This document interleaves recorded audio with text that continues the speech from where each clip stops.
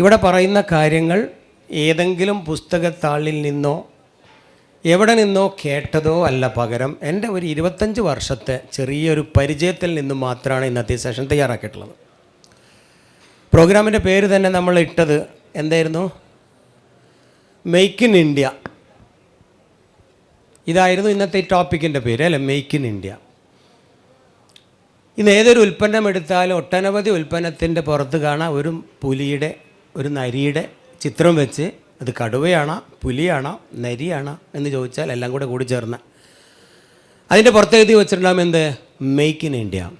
സത്യത്തിൽ എന്താണിത്? ആദ്യം അത് പറഞ്ഞിട്ട് മതി നമുക്ക് ഇനി ഒരു made in India, make in India start ചെയ്യാൻ. ഇവിടെ മെയ്ക്ക് ഇൻ ഇന്ത്യ എന്ന് പറഞ്ഞു, അതിൻ്റെ താഴെ തന്നെ മെയ്ഡ് ഇൻ ഇന്ത്യ എന്ന് പറഞ്ഞു, വീണ്ടും അതിൻ്റെ താഴെ പറഞ്ഞു മെയ്ഡ് ഫോർ ഇന്ത്യ. പുലിയൊക്കെ ഉണ്ട് താഴെ അല്ലേ? ഇതെന്താണ്? നരിയ, പുലിയ, കടുവ, എന്താ മോനത്? സിംഹമാണ്. നിങ്ങൾ സിംഹമായിട്ട് കണ്ടു, പിന്നെ നിങ്ങൾ ടൈഗറല്ല, എന്തോ ആവട്ടെ, ഒരു ഇന്ത്യൻ സിമ്പൽ ആയിട്ടാണ് അതിനെ കാണേണ്ടത്. നിങ്ങൾ ഈ സിമ്പൽ കണ്ടാൽ നമുക്ക് മനസ്സിലാക്കാം ഇത് ഇന്ത്യയിൽ നിർമ്മിച്ചതാണ് എന്ന് പറയാൻ വേണ്ടിയുള്ള ഒരു ലോഗോ, അത്രയേ ഉള്ളൂ. പക്ഷെ ഇവിടെ ഈ 3 പേരിൽ എന്തിരിക്കുന്നു എന്നുള്ളതാണ് ആദ്യം പറയുന്നത്. എന്നിട്ട് നമുക്ക് സബ്ജക്റ്റിലേക്കൊക്കെ അങ്ങ് കിടക്കാം. Made in India. അതിന് മുമ്പ് പറഞ്ഞു made in India, make in. എന്താ ഇത് രണ്ടിലും വ്യത്യാസം? ആർക്കെല്ലാം അന്നൊന്ന് സഹായിക്കാൻ പറ്റുമോ? മെയ്ഡ് ഇൻ ഇന്ത്യയും മെയ്ക്ക് ഇൻ ഇന്ത്യയും തമ്മിലുള്ള ഡിഫറൻറ്റ് എന്താണ്? പറഞ്ഞോ. ഇതിവിടെ ചുറ്റും തരും. ഞാൻ പറയാം, ഇൻട്രാക്ഷനാണ് ഇന്നത്തെ സെഷൻ. ഇവിടെ വൺ വേ ടോക്കിൽ.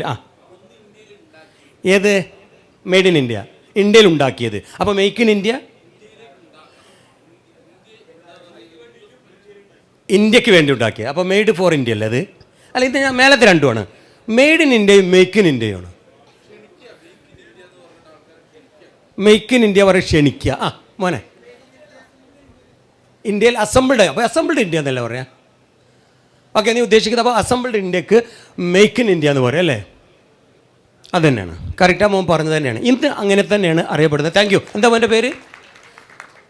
സിനാൻ. സിനാനാണ് എൻ്റെ, എങ്ങനെ പറഞ്ഞാലും അത് അങ്ങനെ തന്നെയാണ്. ഇന്നത്തെ ഒരു അസ്യൂം ചെയ്യേണ്ടത് അങ്ങനെയാണ്.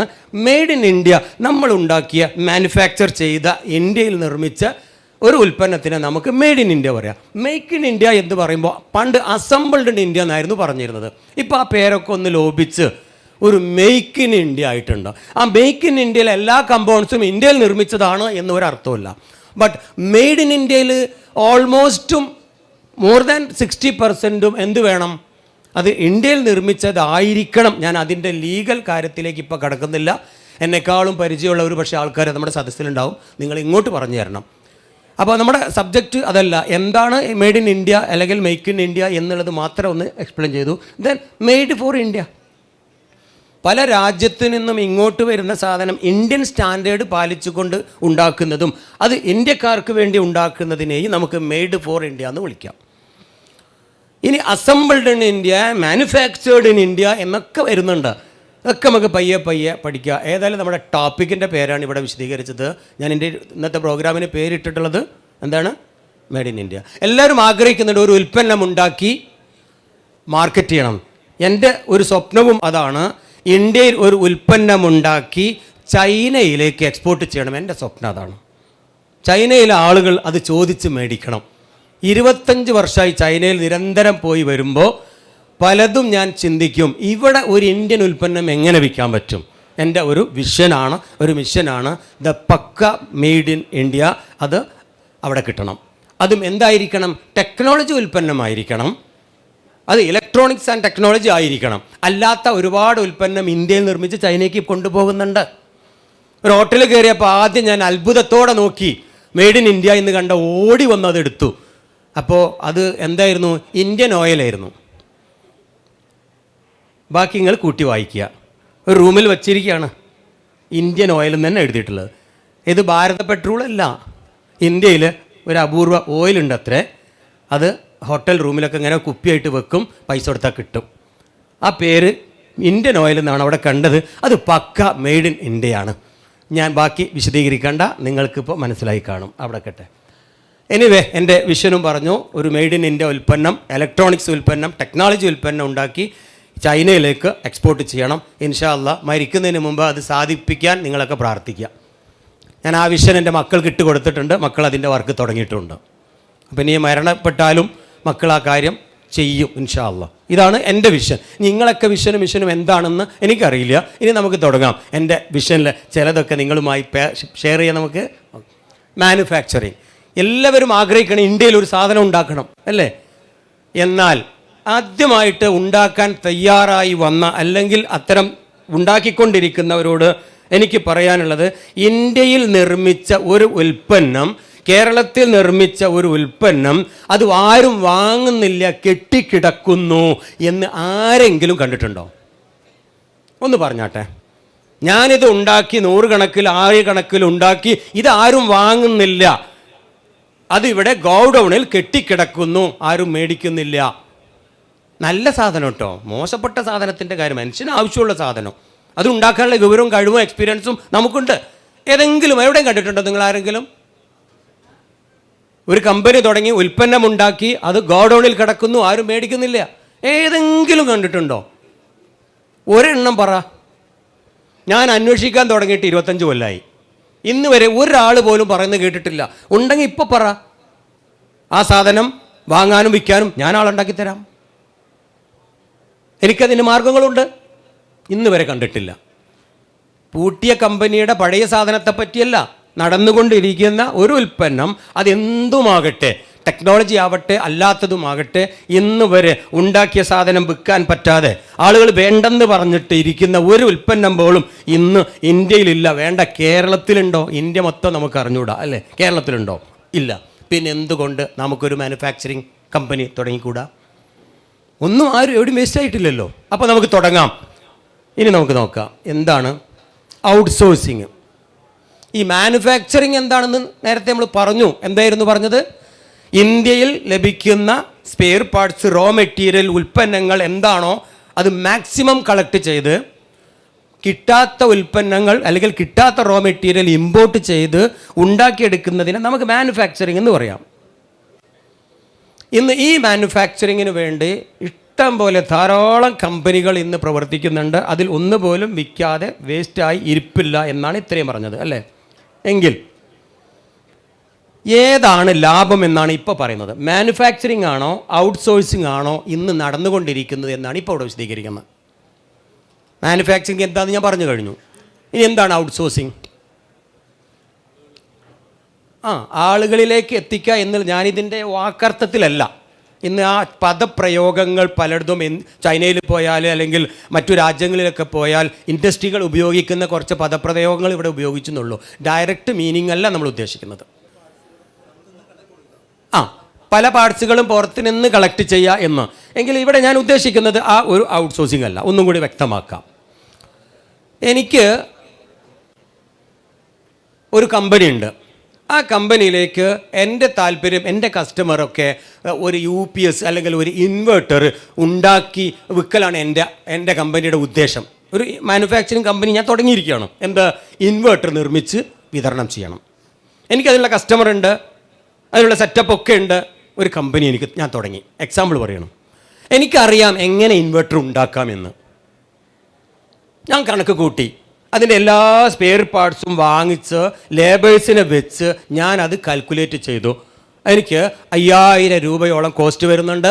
അതിൻ്റെ സർവീസ് ആൻഡ് ആഫ്റ്റർ ഗ്യാരണ്ടി ഇതെല്ലാം കൂടെ കൂട്ടി ഒരു 10,000 ഉറുപ്പ്യക്ക് എനിക്ക് ആ സാധനം വിൽക്കാൻ പറ്റുമെന്ന് തീരുമാനമായി. ഓക്കെ, 5 മാനുഫാക്ചറിങ് കോസ്റ്റ്, ബാക്കി 5 പ്രോഫിറ്റും സർവീസും മറ്റുള്ള കാര്യങ്ങളെല്ലാം കൂടി 5000 ഉറുപ്പ്യ, അങ്ങനെ 10,000 ഉറുപ്പ്യക്ക് അത് MRPക്ക് കൊടുക്കാമെന്ന് തീരുമാനമായി. അങ്ങനെ ഞാൻ വീണ്ടും പഠിക്കുകയാണ്. എൻ്റെ കോസ്റ്റ്, മാനുഫാക്ചറിങ് കോസ്റ്റ് 5,000. ഞാൻ ഹോൾസെയിലായിട്ട് ബൾക്കായി ചെയ്യുന്ന മറ്റൊരു കമ്പനീനെ സമീപിക്കുകയാണ്. ഇൻവെർട്ടർ നിർമ്മിക്കുന്ന ഞാൻ 10 കൊല്ലാണെങ്കിൽ അയാൾ 25 കൊല്ലം മുമ്പ് നിർമ്മിച്ചിട്ടുണ്ടാകും. അവിടെ ഞാൻ പോയിട്ട് ചോദിക്കുകയാണ്, മോനെ എനിക്ക് ഒരു 10,000 5,000 പീസ് ഇൻവെർട്ടർ ഉണ്ടാക്കി തരണം, ഡാഷ് ഡാഷ് ഡാഷ്, അതിൻ്റെ സ്പെസിഫിക്കേഷൻ ഇന്നതായിരിക്കണം, അതിൻ്റെ കമ്പോണൻസ്, കാരണം എനിക്കറിയാമല്ലോ, ഇന്നതായിരിക്കണം അതിൻ്റെ പവർ, ഇന്നതായിരിക്കണം വോൾട്ട്, ഇന്നതായിരിക്കണം അതിൻ്റെ സ്പെസിഫിക്കേഷൻ, ഔട്ട്പുട്ട്, ക്വാളിറ്റി, അതിൻ്റെ സ്പെയർ ഇന്നതായിരിക്കണം, ഇന്ന ക്യാബിനായിരിക്കണം, അത് ഡാഷ് നെയിമിലാണ് ഉണ്ടാക്കേണ്ടത്, എത്രക്ക് ഈ ഉണ്ടാക്കി തരുന്നു അവനോട് ചോദിക്കുക. അങ്ങനെ കാൽക്കുലേറ്റ് ചെയ്തിട്ട് പറയും. കാരണം ഓൺ ഓൾറെഡി നല്ല എക്സ്പീരിയൻസ് ആയിരിക്കും, ഒരുപാട് എണ്ണം ഉണ്ടാക്കുന്നുണ്ട്, ഓൾറെഡി ലേബേഴ്സിന് ശമ്പളം കൊടുത്ത് വെച്ചിട്ടുണ്ടാകും. ആ ഫാക്ടറി എനിക്ക് യൂസ് ചെയ്താൽ മതി. ഓവർ ടൈം എടുത്ത് രാത്രിയിലോ മറ്റു സമയത്തോ ആ ലേബേഴ്സിന് എക്സ്ട്രാ പൈസ കൊടുത്തിട്ട് അവൻ എനിക്ക് ഉണ്ടാക്കി തരും. ഞാൻ പുതിയൊരു കമ്പനി സ്റ്റാർട്ട് ചെയ്തതിനേക്കാളും ചീപ്പായിട്ട് 4000 റുപ്യയ്ക്ക് അവൻ എനിക്ക് ഉണ്ടാക്കി തരാമെന്ന് പറഞ്ഞു. എങ്ങനെ അവന് സാധിക്കുന്നത്? പറഞ്ഞല്ലോ, ഓൾറെഡി അദ്ദേഹം അടിച്ചുകൊണ്ടിരിക്കുകയാണ്. അയാൾ ലേബേഴ്സിനെ ഓൾറെഡി ഹയർ ചെയ്തുകൊണ്ടിരിക്കുകയാണ്. ഞാനിതൊക്കെ ഇപ്പോൾ സ്റ്റാർട്ട് ചെയ്യണം, അതുകൊണ്ടാണ് എനിക്ക് 5000 റുപ്യ വന്നത്. അപ്പം ഞാൻ എന്ത് ചെയ്യണം? 5000 രൂപയ്ക്ക് ഞാൻ സ്വന്തമായി ഉണ്ടാക്കണോ, 4000 റുപ്യയ്ക്ക് ഔട്ട്സോഴ്സ് ചെയ്യണോ? Of course, simple.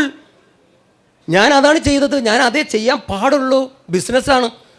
ഇനി എനിക്ക് നിങ്ങളെ ഒക്കെ കസ്റ്റമേഴ്സിനെ ബോധ്യപ്പെടുത്തണം. ഇവിടെ ഇങ്ങനെ വരുമ്പോൾ ഓരോരുത്തർ ഇരുന്ന് അങ്ങനെ ചെയ്യുന്നു, ടെസ്റ്റ് ചെയ്യുന്നു, ക്യൂസ് പാസ്സാകുന്നു. അങ്ങനെ എനിക്ക് ഒരു ഷോ ചെയ്യണമെങ്കിൽ ഞാനൊരു ഷോ റൂം ഉണ്ടാക്കും, ഷോ ലാബ് ഉണ്ടാക്കും. ഷോ റൂമല്ല, ഷോ ലാബ്. ഇന്ന് നടന്നുകൊണ്ടിരിക്കുന്നത് കേട്ടോ. ഇത് ലൈവായ കുറേ സത്യങ്ങളാണ് ഈ പറയുന്നത്. എനിക്ക് ലാഭം ഏതാണ്? 4000 റുപ്പീസിന് അദ്ദേഹത്തിൻ്റെ കയ്യിൽ കൊടുത്തിട്ട് എൻ്റെ ലാബിൽ അടിച്ച് എൻ്റെ ഫാക്ടറിയിൽ കൊണ്ടുവന്നിട്ട് അതിൻ്റെ ഒരു ക്യൂസി വേണമെങ്കിൽ എനിക്ക് ഒരു 1-2 ആളെ വെച്ചിട്ട് ചെയ്യാം. ആ പറഞ്ഞ സ്പെസിഫിക്കേഷൻ ഇതിലുണ്ടോ എന്ന് ഉറപ്പ് വരുത്തണ്ടേ? ഇതിന് വേണമെങ്കിൽ 1-2 ആൾ മതി എനിക്ക്. വലിയൊരു ഫാക്ടറിയും മെഷീനും ഒക്കെ എനിക്ക് വയ്ക്കുക, ഒരു ഷോ ലാബും വയ്ക്കുക, സെയിൽസും മാർക്കറ്റിങ്ങും സർവീസും എല്ലാം വയ്ക്കാം, എനിക്ക് മാർക്കറ്റ് ചെയ്യാം. അപ്പോൾ 5000 റുപ്യക്ക് പകരം 4000 റുപ്യ വന്ന് എനിക്ക് 1000 റുപ്യ അവിടെ തന്നെ ലാഭം കിട്ടി. സെക്കൻഡ്, ഇനി മാർക്കറ്റിങ്. ഞാനതെടുത്ത് മാർക്കറ്റ് ചെയ്യണോ? ഏതെങ്കിലും സാധനങ്ങൾ മാർക്കറ്റ് ചെയ്യണ ഒരു ടീമിനെ അങ്ങോട്ട് ഏൽപ്പിച്ചാൽ പോരെ? അതും ആവാം, ഔട്ട്സോഴ്സ് ചെയ്യുക. അതിന് ഞാൻ കുറേ സെയിൽസ്മാനെ, കുറേ സ്റ്റാഫിനെ വെച്ച് ചെയ്യുന്നതിനേക്കാളും എൻ്റെ ലാഭം ഒരു പക്ഷേ എന്തായിരിക്കും? നിലവിൽ ചെയ്തുകൊണ്ടിരിക്കുന്ന മാർക്കറ്റിംഗ് ടീമിനെ കണ്ടെത്തി അവരെ കോൺട്രാക്ട് ബേസിൽ കൊടുക്കുന്നതായിരിക്കും ലാഭം. ഇനി ആഫ്റ്റർ സർവീസ് ഇത് റിപ്പയർ ചെയ്യണ്ടേ? ഞാൻ കുറേ എഞ്ചിനീയർമാരെ കേരളത്തിലുടനീളം വയ്ക്കുക. എന്തിന്? നിലവിൽ ഇത്തരം ഉൽപ്പന്നങ്ങൾ റിപ്പയർ ചെയ്യുന്ന, കോൺട്രാക്റ്റിൽ റിപ്പയർ ചെയ്യുന്ന കമ്പനികൾ ഇന്ന് കേരളത്തിലുണ്ട്. അവരെ അവരെ വിളിച്ചിട്ട് പറ, ഇതാ ഞാനിങ്ങനെ സെല്ല് ചെയ്യാൻ പോണ്, കംപ്ലയിൻ്റ് ഉണ്ടെങ്കിൽ നിങ്ങൾ അറ്റൻഡ് ചെയ്യണം, നിങ്ങൾക്ക് ഒരെണ്ണത്തിന്മേൽ 50 റുപ്യ 100 റുപ്യ നിങ്ങൾക്ക് സർവീസ് ചാർജ് തരാം, പ്ലസ് സ്പെയർ പാർട്സും തരാം. ഒരു എഗ്രിമെൻറ്റ്, സർവീസ് സെൻറ്ററുമായി. എനിക്ക് പിന്നെ എന്താ വേണ്ടത്? ഒരു 10-200 സ്ക്വയർ ഫീറ്റിലെ ഒരു സ്ഥലവും കുറേ പൈസയും ഒരു QC ലാബും പിന്നെന്ത് വേണോ? ഇതെങ്ങനെ മാർക്കറ്റ് ചെയ്യാന്നുള്ള കുറച്ച് ഐഡിയാസും പരസ്യവും ഇത്രയൊക്കെ വേണ്ടു എനിക്ക്. പക്ഷെ മുതലും പണം വേണം, ഇത് ഉണ്ടാക്കണമെങ്കിൽ കാശ് കൊടുക്കണം. ഇതിൻ്റെ പേരാണ് ഇന്ന് നടന്നുകൊണ്ടിരിക്കുന്നതിന് ഞാനിട്ട പേര്. നിങ്ങൾ എന്തു ഇട്ടോട്ടെ, ഞാനതിൻ്റെ അർത്ഥം വയ്ക്കുന്നത് ഔട്ട്സോഴ്സിംഗ് എന്ന് പറയുന്നത് ഇതാണ് ഉദ്ദേശിക്കുന്നത്. അപ്പോൾ ഇതിനെ നമുക്ക്, ഇങ്ങനത്തെ ഒരു കമ്പനീനെ നമുക്ക് ഒരു മാനുഫാക്ചറാണെന്ന് വിളിക്കാൻ പറ്റുമോ? പറ്റും. I M A manufacture. താൻ എന്തുണ്ടാക്കുന്നു? ഞാൻ ഇൻവേർട്ടർ ഉണ്ടാക്കുന്നു. എവിടെ ഉണ്ടാക്കുന്നു? ഇതായിരിക്കണം. നിങ്ങൾ ചൈനയിൽ പോയാൽ ഒരു ടേബിൾ സ്പേസ് കിട്ടും, ഹോങ്കോങ്ങിൽ പോയാൽ ഒരു ടേബിൾ സ്പേസ് കിട്ടും. ഹോങ്കോങ്ങിൽ ആർക്കും എപ്പോൾ വേണമെങ്കിലും വണ്ടി കയറാം. KSRTCയിൽ ടിക്കറ്റ് എടുക്കുന്ന പോലെ ഫ്ലൈറ്റിന് ടിക്കറ്റ് എടുക്കുക, ഒരു ഫോം പൂരിപ്പിക്കുക, 1 രൂപ കൊടുക്കണ്ട, നിങ്ങൾക്ക് 14 ദിവസത്തെ വിസ കിട്ടും. ഹോങ്കോങ്ങിൽ ചെന്നിറങ്ങുക. ഹോങ്കോങ്ങിൽ ചെന്നിറങ്ങിയിട്ട് ഒരു $1000 കയ്യിലുണ്ടെങ്കിൽ ബാങ്ക് അക്കൗണ്ട് തുടങ്ങാം. പ്രാക്ടിക്കലാണ് ഈ പറയുന്നത്. $1000 $1000 ഉണ്ടെങ്കിൽ നിങ്ങൾക്കൊരു ബാങ്ക് അക്കൗണ്ട് തുടങ്ങാം. എന്നിട്ട് ഒരു മാനുഫാക്ചർ ആണോ, ഒരു കമ്പനി തുടങ്ങും, നിങ്ങൾക്ക് ഒരു സ്റ്റാർട്ടപ്പ് ആണോ വേണ്ടത്? അപ്പുറത്ത് പോകണം, ഒരു കുഞ്ഞ് ടേബിൾ ഉണ്ടാവും. ആ ടേബിളിൻ്റെ മുന്നിൽ പോയിട്ട് ചോദിക്കുക, ഈ ഒരു ടേബിൾ വാടകയ്ക്ക് വേണം, ഒരു മാസത്തിന് വേണ്ടത്? നിങ്ങളവിടെ ഇരിക്കുമ്പോൾ മതിയോ? നിങ്ങൾ ഇന്ത്യയിൽ ഇരിക്കുമ്പോൾ ഇവിടുത്തെ റെൻറ്റ് നിങ്ങൾ കൊടുക്കണോ? വേറൊരു സ്ഥാപനം വെക്കുമോ? ഏത് വാടകയ്ക്കാണ് വേണ്ടത്? എങ്ങനെ വേണമെങ്കിലും, weekly rent, monthly rent, yearly rent, sharing rent, എങ്ങനെ വേണമെങ്കിലും കിട്ടും. കമ്പനിയായി. ആ കമ്പനിയിൽ ഇരുന്നു കൊണ്ട് നിങ്ങൾക്ക് പറയാം, യെസ് ഞാൻ മാനുഫാക്ചറാണ്, ഞങ്ങൾ നിങ്ങൾക്ക് ഡാഷ് ഉണ്ടാക്കി തരും. ഒരു ടേബിളിൻ്റെ പുറത്തിരുന്നിട്ട് 100 കമ്പനിയായിട്ട് അയാൾക്ക് ടൈപ്പ് ഉണ്ടാവും. 100 ഉൽപ്പന്നം ഉണ്ടാക്കി അവിടെ നിന്ന് തരും അയാൾ. ഇന്നിപ്പോൾ ഹോങ്കോങ്ങിൽ നടക്കുന്നുണ്ട്. അയാൾ എന്താ പറയുന്നത്? ഞാൻ മാനുഫാക്ചറാണ്. തന്നെ തെറ്റല്ല, കളവല്ല. അങ്ങനത്തെ മാനുഫാക്ചറും എവിടെയുണ്ട്? കേരളത്തിലുണ്ട്. അപ്പോൾ മാനുഫാക്ചറിങ് എന്ത്, ഔട്ട്സോഴ്സിങ് എന്ത് എന്ന് സിമ്പിളായി പറഞ്ഞു തീർത്തതാണ്. നോക്കാം, നമുക്ക് അടുത്ത് കുറച്ച് പവർ ഇവിടെ കിട്ടില്ലേ? ഓക്കെ അവിടെ നോട്ടെ. അസംബ്ലിങ്. എന്താണ് അസംബ്ലിങ്? എല്ലാവർക്കും അറിയാം. പാർട്സുകൾ കൊണ്ടുവന്ന് ഉണ്ടാക്കുന്നതിന് അസംബ്ലിങ് ആണെന്നോ അല്ലെങ്കിൽ മാനുഫാക്ചർ ആണോ എന്നാ പറയാന്നുള്ളത് നേരത്തെ ഞാൻ പറഞ്ഞു കഴിഞ്ഞു. അതിനെ മാനുഫാക്ചർ എന്നാണ് വിളിക്കുന്നത്. Made in India spare parts കൊണ്ടുവന്നിട്ടും അങ്ങനെ തന്നെ. ഇവിടെ നിന്ന് മേടിച്ചാലും ശരി, വിദേശത്ത് നിന്ന് ഇമ്പോർട്ട് ചെയ്താലും ശരി. ഇനി ഇവിടെ എന്താ പറഞ്ഞത്? അസംബ്ലിങ്. ഇൻവേർട്ടർ, ഞാൻ നേരെ ചൈനയിൽ പോകണു അല്ലെങ്കിൽ മറ്റൊരു രാജ്യത്തിൽ പോകണു, അവിടെ ഇൻവേർട്ടർ ഉണ്ടാക്കുന്ന കമ്പനിയോട് പറയണം, എനിക്ക് ഒരു 10,000 ഇൻവെർട്ടറിൻ്റെ കിറ്റ് വേണം. PCB ഉണ്ടാകും, അതിൽ ട്രാൻസ്ഫോമർ ഉണ്ടാകും, എല്ലാം ഉണ്ടാകും.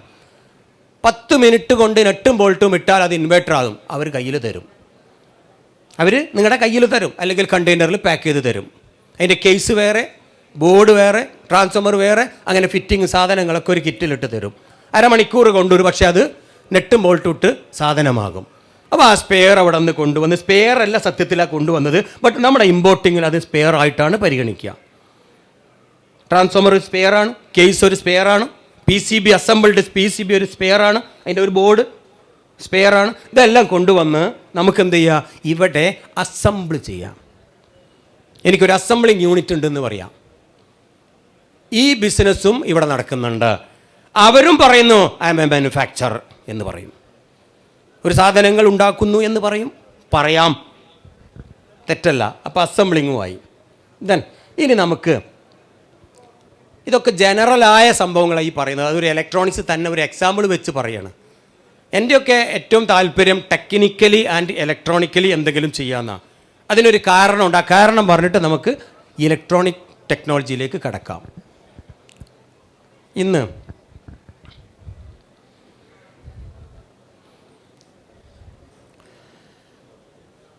₹1,00,000 ഇപ്പോൾ ഈ ഫോണിൻ്റെ വില. ഇന്ന് മാർക്കറ്റിലുള്ളതാണ്. ഇപ്പോൾ ചിലപ്പോൾ കുറച്ച് കുറഞ്ഞിട്ടുണ്ടാവും. ഏതാണ്? ഫ്ലിപ്പ് 5, സാംസങ്ങിൻ്റെ ഫ്ലിപ്പ് 5. ഇതിൻ്റെ ഉള്ളിലെ മൊത്തം സ്പെയർ പാർട്സുകളുടെ ഒരു വാല്യൂ നിർണ്ണയിക്കുകയാണെങ്കിൽ 10,000 രൂപയ്ക്ക് താഴെയാണ് ഇതിൻ്റെ സ്പെയറിൻ്റെ value, including LCD, including battery, including software. എത്ര? 1,00,000 രൂപയ്ക്ക് ഇന്ന് കസ്റ്റമേഴ്സിന് കൊടുക്കുന്ന ഈ ഫോണിൻ്റെ റിയൽ സ്പെയർ പാർട്സ് കോസ്റ്റ് എത്ര? 10,000 രൂപ. ഒരു 5,000 രൂപ ഇതിൻ്റെ അസംബ്ലിങ് ആൻഡ് മാനുഫാക്ചറിങ്ങും പാക്കിങ്ങും കൂട്ടിക്കോ, 15,000. ബാക്കി 85%, 85,000 നമ്മൾ എന്തിനാണ് കൊടുത്തത്? ബ്രാൻഡ്. പിന്നെ അഥവാ ആ പൈസ പോയതാണ് നമ്മുടെ ഈ മനുഷ്യന്മാർ ഊരി വെക്കുന്നത്. ആ 15,000 അല്ല, ആ 85,000 രൂപയാണ് ഇന്ന് നിങ്ങളും ഞാനും ഭക്ഷണം കഴിക്കുന്നത്, അല്ലെങ്കിൽ ഈ മേഖലയിൽ പ്രവർത്തിക്കുന്നവർക്ക് ഊരി വെച്ച് ഷെയർ ചെയ്ത് പോകുന്നത്. അപ്പോൾ ഇത്രയും ലാഭമുള്ള ഒരു പ്രോഡക്റ്റ് ഇലക്ട്രോണിക്സിലല്ലാതെ നിങ്ങൾ വേറൊന്ന് കാണിച്ചിട്ടിയ പറ.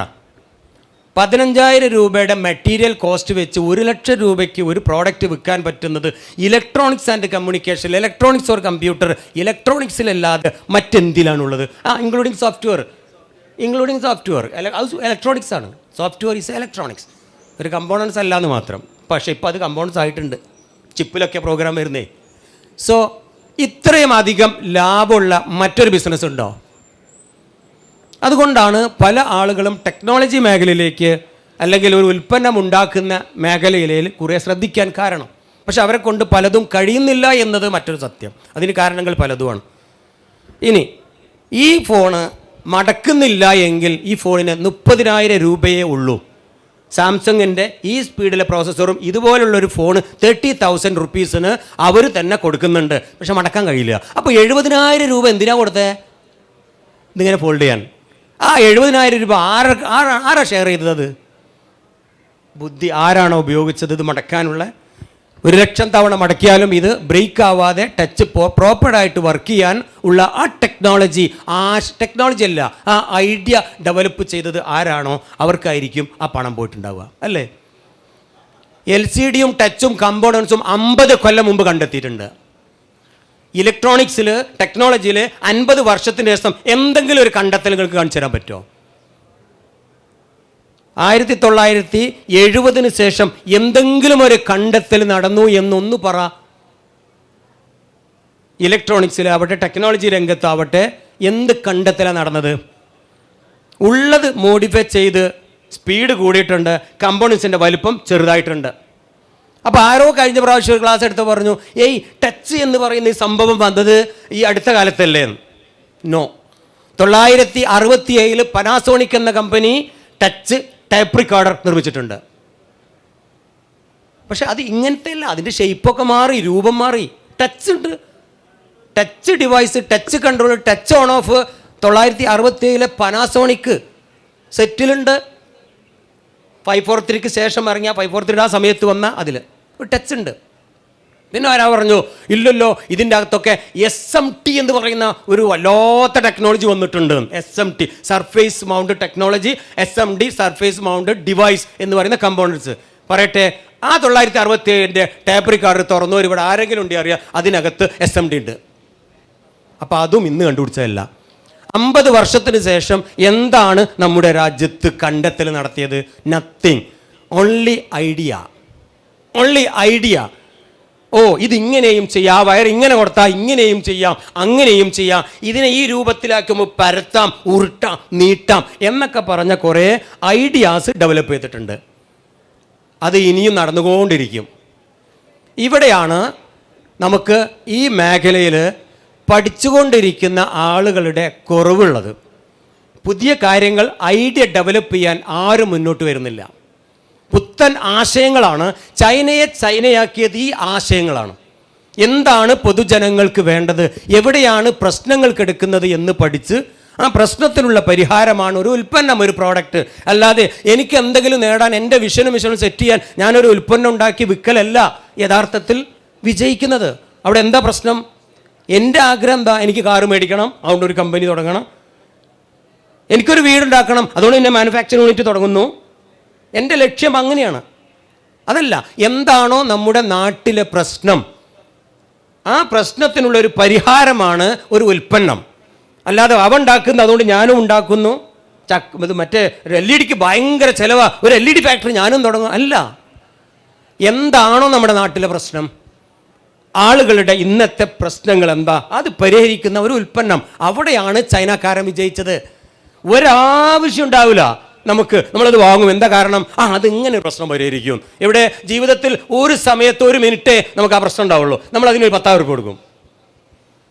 ലൈഫിൽ ആകെ ഒരു പ്രശ്നം, അത് ജീവിതത്തിൽ ഒരു സമയം, പക്ഷെ അത് കാണുമ്പോൾ നമുക്ക് തോന്നും എൻ്റെ എല്ലാ പ്രശ്നവും ഇതുകൊണ്ട് തീരും, നമ്മൾ വാങ്ങും. അങ്ങനെ പ്രശ്നങ്ങൾക്കുള്ളൊരു പരിഹാരമാവണം ഒരു ഉൽപ്പന്നം. അത് ഇന്ന് കേരളത്തിലോ ഇന്ത്യയിലോ കൂടുതൽ ആശയങ്ങൾ ചിന്തിക്കുന്നത് പോലും ഇല്ല. എന്നാൽ അപ്പം നിങ്ങൾക്ക് മനസ്സിലുണ്ടാവും, ചിന്തിക്കുന്നുണ്ട്, പ്രൊഡക്റ്റ് ഉണ്ടാക്കാനുള്ള സൗകര്യങ്ങളില്ലാത്തത് കൊണ്ട് ആ ചർച്ച നമുക്ക് ഈ ബ്രേക്കിലിട്ടിട്ട് ചെയ്യാം.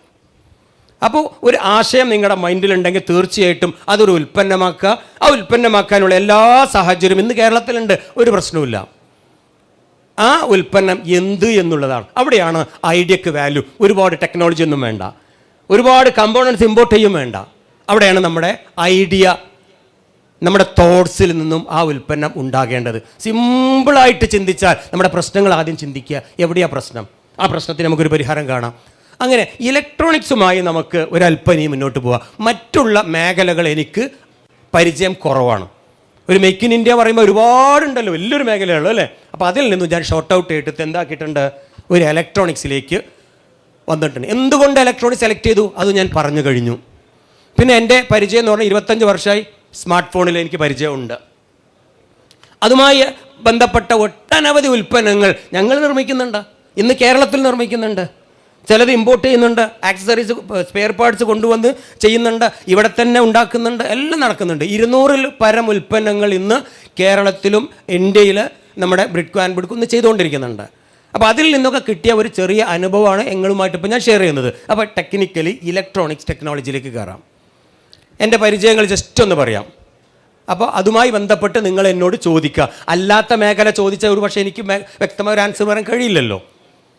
എൻ്റെ പരിചയം നേരത്തെ പറഞ്ഞ പോലെ ഇൻവെർട്ടർ, UPS, സ്മാർട്ട് ഫോണിൻ്റെ ടെക്സ്റ്റിംഗ് എക്യുപ്മെൻറ്റ്സ്, അതിൻ്റെ ഹാർഡ്വെയർ, സോഫ്റ്റ്വെയറുകൾ കേട്ടോ, അതിൻ്റെ ടൂൾസുകൾ, പവർ സപ്ലൈ, വ്യത്യസ്ത item power supply, then lithium battery, BMS, electrical വെഹിക്കിളിൻ്റെ മോട്ടോർ ആൻഡ് കൺട്രോളർ, അതിൻ്റെ സെൻസർ, ഡ്രൈവറുകൾ, EVയുടെ, ഇതൊക്കെ ഇത്രയും പറഞ്ഞതൊക്കെയാണ് എൻ്റെ പരിചയ മേഖല. സ്മാർട്ട് ഫോണുമായി ബന്ധപ്പെട്ട testing equipments, hardware, software, tools, instrument, അതിൽ സോഫ്റ്റ്വെയറും ഹാർഡ്വെയറും വന്നു. Then UPS, inverter, battery, charger, and solar inverter, on grid inverter, off grid inverter, hybrid inverter, charger and സോളാറിൻ്റെ മേഖല. പിന്നെ എഡ്യൂക്കേഷൻ മേഖലയിൽ, ഇലക്ട്രോണിക്സ് ആൻഡ് ട്രെയിനിങ് മേഖലയിൽ ഒരുപാട് എക്യുപ്മെൻസുകൾ മാനുഫാക്ചർ ചെയ്തിട്ടുണ്ട്, ഇപ്പോഴും മാനുഫാക്ചർ ചെയ്ത് കൊടുക്കുന്നുണ്ട്. ഒക്കെ മാനുഫാക്ചർ തന്നെയാണ്. പല കമ്പോണൻസും മേടിച്ചിട്ട് ട്രെയിനിങ് എക്യുപ്മെൻറ്റ്സ് നിർമ്മിക്കുക. കോളേജുകൾക്ക് സ്കൂളുകൾക്ക് വേണ്ട നിർമ്മിക്കുക. ഇങ്ങനെ ഇതാണ് എൻ്റെ മേഖല. അപ്പോൾ അതുമായി ബന്ധപ്പെട്ട വ്യത്യസ്ത ഇനം LED ബൾബുകൾ നിർമ്മിച്ചിട്ടുണ്ട്. ഒരു LED ബൾബ് നിർമ്മിച്ചിട്ട് 10 വർഷമായിട്ട് ഇന്നും ഫ്യൂസ് ആവാത്ത LED ബൾബ് ഉണ്ട്. നമുക്ക് എന്തുകൊണ്ട് ഉണ്ടാക്കിക്കൂടാ? ചെയ്യൂലാരും. കാരണം ചിന്തിക്കുന്നില്ല. ഞാൻ നേരത്തെ പറഞ്ഞ പ്രശ്നം എന്താണ്? എന്തുകൊണ്ടാണ് അങ്ങനെ ചിന്തിച്ചത്? ഒരു LED ബൾബ് ഒരു കൊല്ലത്തിൽ നമ്മൾ മാറ്റുന്നു അല്ലേ? വർഷം മിനിമം നമ്മുടെ LED ബൾബ് മാറ്റുന്നു. എന്തിനു മാറ്റണോ? അതിൻ്റെ LED ചീത്തയാകുന്നു. അന്വേഷിച്ച് നോക്കി, പൊളിച്ചു നോക്കി, പഠിച്ചു നോക്കി, പരിപ്പെടുത്ത് നോക്കി, LED പോയിട്ടില്ല. പോയതെന്താണോ? അതിൻ്റെ അകത്ത് അതിൻ്റെ ഡ്രൈവറാണ് പോയിട്ടുള്ളത്, അതിൻ്റെ SMBS ആണ്, പവർ സപ്ലൈ ആണ് പോയിട്ടുള്ളത്. LED പോയിട്ടില്ല. LED പോവില്ല. 50 കൊല്ലക്കാലം ഇന്നും ഓഫാവാതെ കിടക്കുന്ന LED നിങ്ങൾ ട്രെയിനിൽ കയറ്, AC കമ്പാർട്ട്മെൻ്റ് ഒന്ന് പരിശോധിക്ക്, അവിടെ ഉണ്ടാവും ഇൻവെർട്ടർ വർക്ക് ചെയ്യുന്നുണ്ട്. ആ ഇൻവെർട്ടറിൻ്റെ ഇൻഡിക്കേറ്റർ 970-72 ഓണാക്കി വെച്ചതാണ്. സായിപ്പ് ഉണ്ടാക്കിയ സാധനമാണത്. ഇന്നും ഓഫായിട്ടില്ല. LED പോയിട്ടുണ്ടോ? അപ്പോൾ LED പറഞ്ഞാൽ സാധനം ഫ്യൂസ് ആവില്ല. ഈ LED ആണിത്. ഇത് പോവില്ല. അതിൽ പിന്നെ പോകുന്നത് ഏതാ? ചീത്തയാവുന്ന ഏതാ? അതിൻ്റെ പവർ സപ്ലൈ ആണ്. എന്തിനാണ് LED പവർ സപ്ലൈ ഇങ്ങനെ ചീത്തയാവണത്? എഡിസൺ കണ്ടുപിടിച്ച ഫിലമെൻ്റ് ബൾബ് 1 കൊല്ലം കൊണ്ട് ഫ്യൂസ് ആവില്ലേ? നമ്മുടെ വീട്ടിൽ ഇന്നത്തെ ബൾബ് ഫ്യൂസ് ആവലുണ്ടോ? ഏവറേജ് 1 വർഷമല്ലേ. ശേഷം CFL വന്നു, 1 കൊല്ലം കൊണ്ട് അത് ഫ്യൂസായി. കാരണം എന്താ? അതിൻ്റെ അങ്ങനെ ഉണ്ടാക്കി. പിന്നെ LED ബൾബ് നിർമ്മിച്ചു, 1 കൊല്ലം കൊണ്ട് പോകണം. അപ്പോഴേ ഇതിങ്ങനെ വിൽക്കാൻ പറ്റുള്ളൂ. ഇത് കൂടുതൽ സെല്ല് ചെയ്യണ്ടേ? വാങ്ങിയവർ വീണ്ടും വാങ്ങണമെങ്കിൽ 1 വർഷം കൊണ്ട് അത് ചീത്തയാവണം. അത് ബിസിനസ്. ടെക്നോളജി വേറെ, ബിസിനസ് വേറെ. ഇപ്പം കത്തി വരുന്നുണ്ടാവും. അപ്പോൾ LED 1 കൊല്ലം കൊണ്ട് പോകണം, പോകുന്നത് പോലെ ഉണ്ടാക്കണം. ഈ കയ്യിലുള്ള മൊബൈൽ ഫോണ് വീണാൽ LCD പൊട്ടണം. ആർക്കെങ്കിലും പരാതി ഉണ്ടോ? കമ്പനീൻ്റെ കുറ്റം പറയും. നിങ്ങൾ എൻ്റെ കയ്യിൽ നിന്ന് ഇത് വീണ് LCD പൊട്ടി 20,000 റുപ്യ നിങ്ങൾ കൊടുക്കില്ലേ? നിങ്ങൾ കമ്പനിയെ കുറ്റപ്പെടുത്തുമോ? ഇല്ലയോ? ഇല്ല. കാരണം എൻ്റെ കയ്യിൽ നിന്ന് വന്ന തെറ്റാണ്. എന്നാൽ ഇത് ഉണ്ടാക്കുന്ന കമ്പനിക്ക് ഈ LCD പൊട്ടരുത് എന്ന് തീരുമാനിച്ചാൽ പൊട്ടില്ല. ഇഷ്ടം പോലെ LCD ഇല്ലേ? പൊട്ടാത്ത LCD ഉണ്ട്. പിന്നെ എന്തുകൊണ്ടത് ഉണ്ടാക്കുന്നില്ല? അപ്പോൾ കൂടുതൽ LCD വിൽക്കാൻ പറ്റില്ല. മാനുഫാക്ചർക്ക് നഷ്ടമാണ്. അവിടെ ക്വാളിറ്റി അല്ല ഇവിടുത്തെ പ്രശ്നം. അപ്പോൾ LED 10 കൊല്ലം പ്രവർത്തിപ്പിക്കുക എന്നുള്ള ടെക്നോളജി അറിയാത്തത് കൊണ്ടല്ല, 1 വർഷം കൊണ്ട് അത് ചീത്തയായാലേ നമുക്ക് LED ഇങ്ങനെ വിൽക്കാൻ പറ്റുള്ളൂ.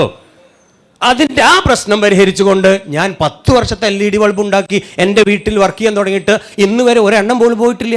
നിങ്ങൾ വന്നാൽ കാണാം. രണ്ടത്താണിൽ എൻ്റെ വീട്ടിലേക്ക് വാ, 10 കൊല്ലമായിട്ടും കത്തിക്കൊണ്ടിരിക്കുന്ന LED ബൾബിന് ഞാൻ കാണിച്ചു തരാം. എന്തുകൊണ്ടാണ് അത് വിൽക്കാത്തത്? എനിക്കതിനേക്കാൾ ലാഭം കിട്ടുന്ന വേറെ ഉൽപ്പന്നം ഉണ്ടോന്ന് ഞാനത് ഉണ്ടാക്കി വിറ്റിട്ടില്ല. എൻ്റെ പണി അതല്ല. എനിക്ക് വേറെ ഉണ്ട്. എൻ്റെ ബിസിനസ് വേറെയാണ്. ഞാൻ LED ഉണ്ടാക്കി വിറ്റിട്ടില്ല. ഒരുപാട് LED ഉണ്ടാക്കിയിട്ടുണ്ട്, വിൽക്കാൻ വേണ്ടി ഔട്ട്സോഴ്സ് ചെയ്ത് കൊടുത്തിട്ടുണ്ട്, വേറെയുള്ളവൻ്റെ ബ്രാൻഡിൽ കൊടുത്തിട്ടുണ്ട്. അത് ഇനിയും തുടരും. നിങ്ങൾക്ക് ആർക്കും ആവാം. എൻ്റെ പേരിൽ തന്നെ ഉണ്ടാക്കണം നിർബന്ധമല്ലല്ലോ. എനിക്ക് പൈസ കിട്ടിയാൽ പോരെ. ക്ലിയർ? അപ്പോൾ 10 കൊല്ലക്കാലം കേടുകൂടാതെ പ്രവർത്തിക്കുന്ന LED ബൾബിൻ്റെ ടെക്നോളജി ഇന്ന് കേരളത്തിൽ, ഇന്ത്യയിൽ, ഈ പെരിന്തൽമണ്ണയിലും ഉണ്ട്. പക്ഷേ ആരും അതിനെക്കുറിച്ച് ചിന്തിക്കുന്നില്ല. ഞാൻ എക്സാമ്പിൾ കൊടുത്തിട്ടുണ്ട്. എൻ്റെ ഈ പെട്ടിയിലുണ്ട്. എൻ്റെ ക്ലാസ്സിൻ്റെ അവസാനം എന്തെങ്കിലുമൊക്കെ നിങ്ങളെ കാണിച്ചിട്ടേ പോവുള്ളൂ. എൻ്റെ എക്സ്പെരിമെൻ്റ് പ്രാക്ടീസ് അത് ഇവിടുന്ന് ഓണാക്കിയിട്ട് അത് വർക്ക് ചെയ്യിച്ചിട്ട് ഞാൻ ഇവിടുന്ന് പോകും. ഒരു ബ്രേക്ക് ഉണ്ടാവും ഇടയിൽ. ഓക്കെ. അപ്പോൾ എന്തുകൊണ്ട് ഞാൻ ഇലക്ട്രോണിക്സ് സ്വീകരിച്ചു? ക്ലിയർ ആണല്ലോ. ഇനി ഒരു ചെറിയൊരു ബ്രേക്ക് കൊടുക്കണോ? ഒരു ഇൻട്രാക്ഷൻ ആവണോ? എന്തുകൊണ്ട് ഇലക്ട്രോണിക്സിലെത്തി? അവിടെ എത്തിയിട്ടുള്ളൂ. ബ്രേക്ക് വേണോ? ഇൻട്രാക്ഷൻ വേണോ? അടുത്ത ടോപ്പിക് എടുത്തിട്ടാവും അല്ലേ? ഓക്കെ. ഇലക്ട്രോണിക്സിൻ്റെ സ്കോപ്പിനെ കുറിച്ചാണ് നമ്മൾ ഇത്രയും പറഞ്ഞു. നല്ല സ്കോപ്പാണ്. ഇലക്ട്രോണിക്സ് അസ്തമിച്ചിട്ടില്ല. പല കുട്ടികളും ഇന്ന് പറയാ അത് പഴഞ്ചനാണ്, ഇലക്ട്രോണിക്സ് പഠിക്കണ്ട, അതൊക്കെ അവസാനിച്ചു. ഇപ്പം കമ്പ്യൂട്ടർ വന്നില്ലേ, റോബോട്ട് വന്നില്ലേ, ഡ്രോൺ വന്നില്ലേ, AI വന്നില്ലേ, അതുകൊണ്ട് ഇനി ഇലക്ട്രോണിക്സ് പഠിക്കണ്ട. മണ്ടത്തരല്ലേ പറയുന്നത്? ഈ സാധനം മുഴുവനും എന്താണ്? ഇലക്ട്രോണിക്സ് ആണ്. കമ്പ്യൂട്ടർ ഇലക്ട്രോണിക്സ് ആണ്, ഡ്രോണും റോബോട്ടും ഒക്കെ ഇലക്ട്രോണിക്സ് എന്നാ. പക്ഷേ ഇങ്ങനെ പോയാൽ ഇന്ത്യയിലുള്ള നമ്മൾ ഭ്രാന്തന്മാരും പൊട്ടന്മാരുമായി മാറും. വെറും ഈ മനുഷ്യരൊക്കെ റോബോട്ടായി മാറും. നമ്മളെ ചലിപ്പിക്കും. ചൈനയെപ്പോലുള്ള രാജ്യം നമ്മളെ ചലിപ്പിക്കും. അതെടുത്തോ ഇതെടുത്തോ, പ്ലഗ് ആൻഡ് പ്ലേ. ഇന്ന് കുട്ടികൾ പഠിച്ച് റോബോട്ട് ഉണ്ടാക്കുന്നുണ്ട്. എന്താണ് അവർ ചെയ്യുന്നത്? Plug and play. അവൻ പറയും അത് മേടിച്ചോ, ഇവൻ പറയും ഇത് വാങ്ങിക്കോ, ഈ വയർ ഇങ്ങോട്ട് കൊടുത്തോ, സോഫ്റ്റ്വെയർ ഇങ്ങനെ ചെയ്തോ, മൗസ് ഇട്ടോ കുത്തിക്കോ, റോബോട്ടാ പോണു. എന്നിട്ട് അവൻ പറയും ഞാൻ റോബോട്ട് ഉണ്ടാക്കി. അവനോട് ആരാ പറഞ്ഞത് എങ്ങനെ ചെയ്യണം? ഇങ്ങനെ ഇങ്ങനെ ഇങ്ങനെ. ഇന്ത്യയിൽ ഇലക്ട്രോണിക്സിൻ്റെ മാനുഫാക്ചറിങ് ആരംഭിക്കാത്തത്? പഠിക്കാത്തത് കൊണ്ട്, ഇലക്ട്രോണിക്സ് അറിയാത്തത് കൊണ്ട്, അല്ലെങ്കിൽ അത് മനസ്സിലാക്കാത്തത് കൊണ്ട്, അതിൻ്റെ സാധ്യതകൾ അറിയാത്തത് കൊണ്ട്, സ്കോപ്പില്ലാഞ്ഞിട്ടല്ല, ആളുകൾ വാങ്ങാത്തത് കൊണ്ടല്ല, ലാഭം കിട്ടാത്തത് കൊണ്ടല്ല, വലിയ പണമുടക്കുമില്ല. പക്ഷെ എന്താ കാരണം? ഇലക്ട്രോണിക്സ് പഠിക്കുന്നില്ല. അപ്പോൾ ഈ ഒരു ചെറിയ ഗ്യാപ്പ് ഫില്ല് ചെയ്താൽ നമുക്ക് ഒട്ടനവധി ഉൽപ്പന്നങ്ങൾ നമുക്ക് ഇന്ത്യയിൽ തന്നെ, കേരളത്തിൽ മാനുഫാക്ചർ ചെയ്യാൻ പറ്റും. സ്കോപ്പ് ഓഫ് ഇലക്ട്രോണിക്സ് ഇവിടെയാണ്. ഞാൻ നേരത്തെ പറഞ്ഞ പോലെ ഇലക്ട്രോണിക്സിൽ എന്തെങ്കിലും ഉണ്ടാക്കുമ്പോൾ നമ്മൾ എന്ത് ചെയ്യണം? എന്താണ് ഇന്നത്തെ പ്രശ്നം? എന്ത് ഉൽപ്പന്നമാണ് നമുക്ക് തരുന്നത്? 1000 രൂപ കൊടുത്താൽ ഈ ഫീച്ചർ കിട്ടുന്നു. ഈ കാര്യങ്ങൾ മനസ്സിലാക്കിക്കൊണ്ട് നമുക്ക് പുത്തൻ ഐഡിയകൾ ഡെവലപ്പ് ചെയ്തെടുക്കുക. നേരത്തെ ഒരു LED കാര്യം പറഞ്ഞ പോലെ പുതിയ പുതിയ ആശയങ്ങൾ ഡെവലപ്പ് ചെയ്തെടുക്കുക. ഏറ്റവും സിമ്പിളായ ഒരു ആശയം ഞാൻ നിങ്ങളെ മുന്നിൽ വെക്കുകയാണ്.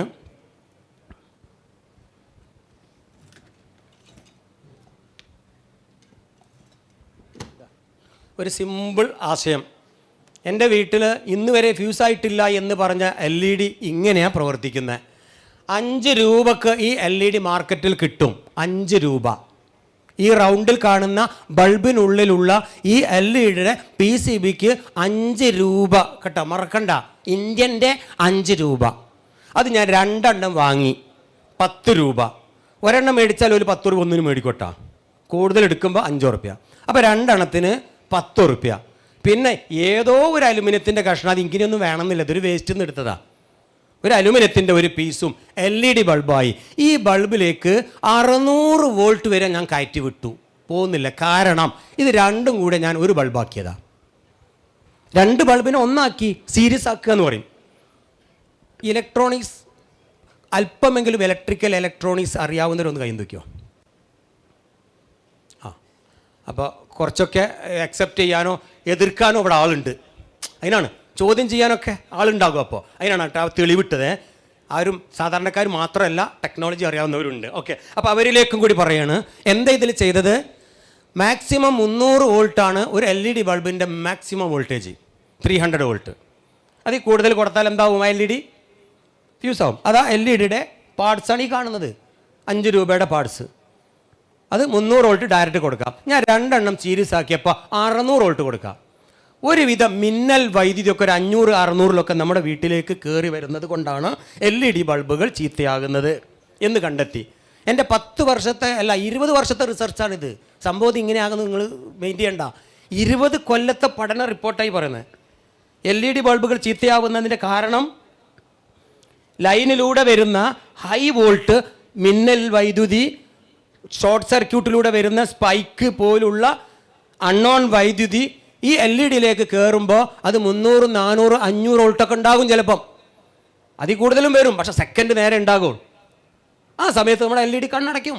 അത് CFL പോകും, TV പോകും, പലതും പോകും. ഇത് പോകില്ല. കാരണം ഇതിൽ 600 വരെ ഇതിനകത്ത് കൊടുക്കാൻ പറ്റും. കാരണം എന്താണ്? 10 വാട്ടിൻ്റെ LED എടുത്തു, 2 എണ്ണം സീരീസ് ആയപ്പോൾ വെറും 2 കൂടി ചേർന്നാൽ 5 വാട്ട് ഒന്നിന് കിട്ടുള്ളൂ. അപ്പോൾ 5 ടോട്ടൽ 10 വാട്ട് കിട്ടി. 20 വാട്ട് കിട്ടിയില്ല. ബ്രൈറ്റ് കുറയും. 2 എണ്ണം കത്തിച്ച് ബ്രൈറ്റ് ഇല്ല, ഒരു ബൾബ് കത്തിച്ച് ബ്രൈറ്റ് ഉണ്ടാകും. പക്ഷേ ഇതിലേക്ക് ഇൻപുട്ട് എത്രയും കൊടുക്കുക ഒന്നും ആവില്ല. പിന്നെ ഇതധികം ചൂടാവില്ല. കാരണം അതിൻ്റെ വാട്ട്സിനെ കുറച്ചു. 10ന് 5 ആക്കിയില്ലേ?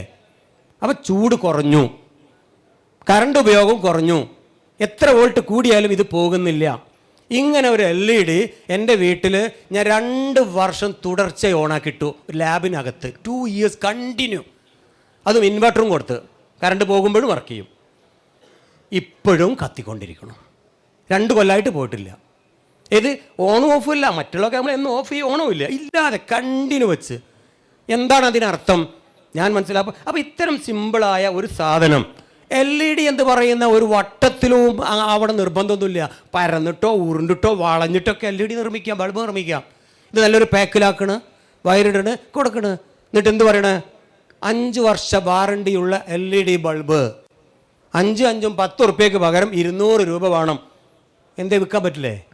എന്താരും ചെയ്യാത്തത്? ചിന്തിക്കുന്നില്ല. നേരത്തെ പറഞ്ഞ പോലെ ഐഡിയ വരുന്നില്ല. ഐഡിയകൾ വരാത്തതുകൊണ്ടാണ്. ഇങ്ങനെ സിമ്പിളായി നമുക്ക് ഇത് കത്തിക്കുക, നന്നായിട്ട് കത്തും. ഇതൊന്ന് കത്തിച്ചു കൊടുക്കടാ.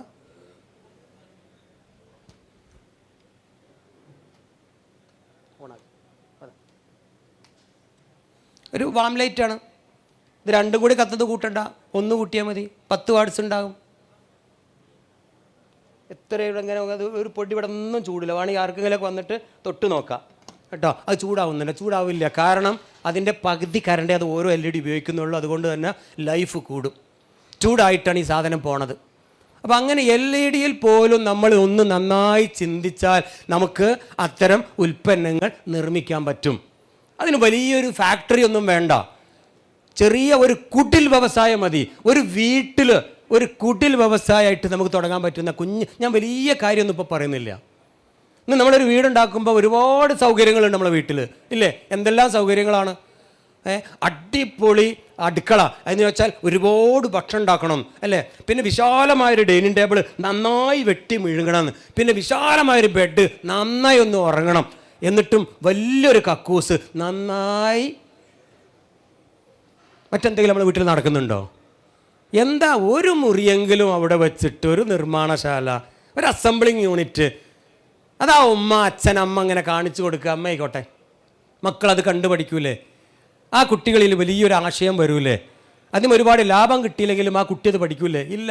എന്നാൽ ചൈനയായത് ഇന്ന് ഒരുപാട് ലോക രാജ്യങ്ങളിലേക്ക് 180 രാഷ്ട്രങ്ങളിലേക്ക് ഇതുപോലത്തെ കുഞ്ഞു ഉൽപ്പന്നങ്ങൾ ചൈന ഉണ്ടാക്കി അയക്കുന്നത് ഒരു മെഷീനുള്ളിൽ നിന്ന് ഇങ്ങനെ ചാടി വരുമൊന്നുമല്ല, ഒരു വലിയൊരു ഫാക്ടറിൻ്റെ ഉള്ളിൽ നിന്ന് ഇങ്ങനെ വരില്ല.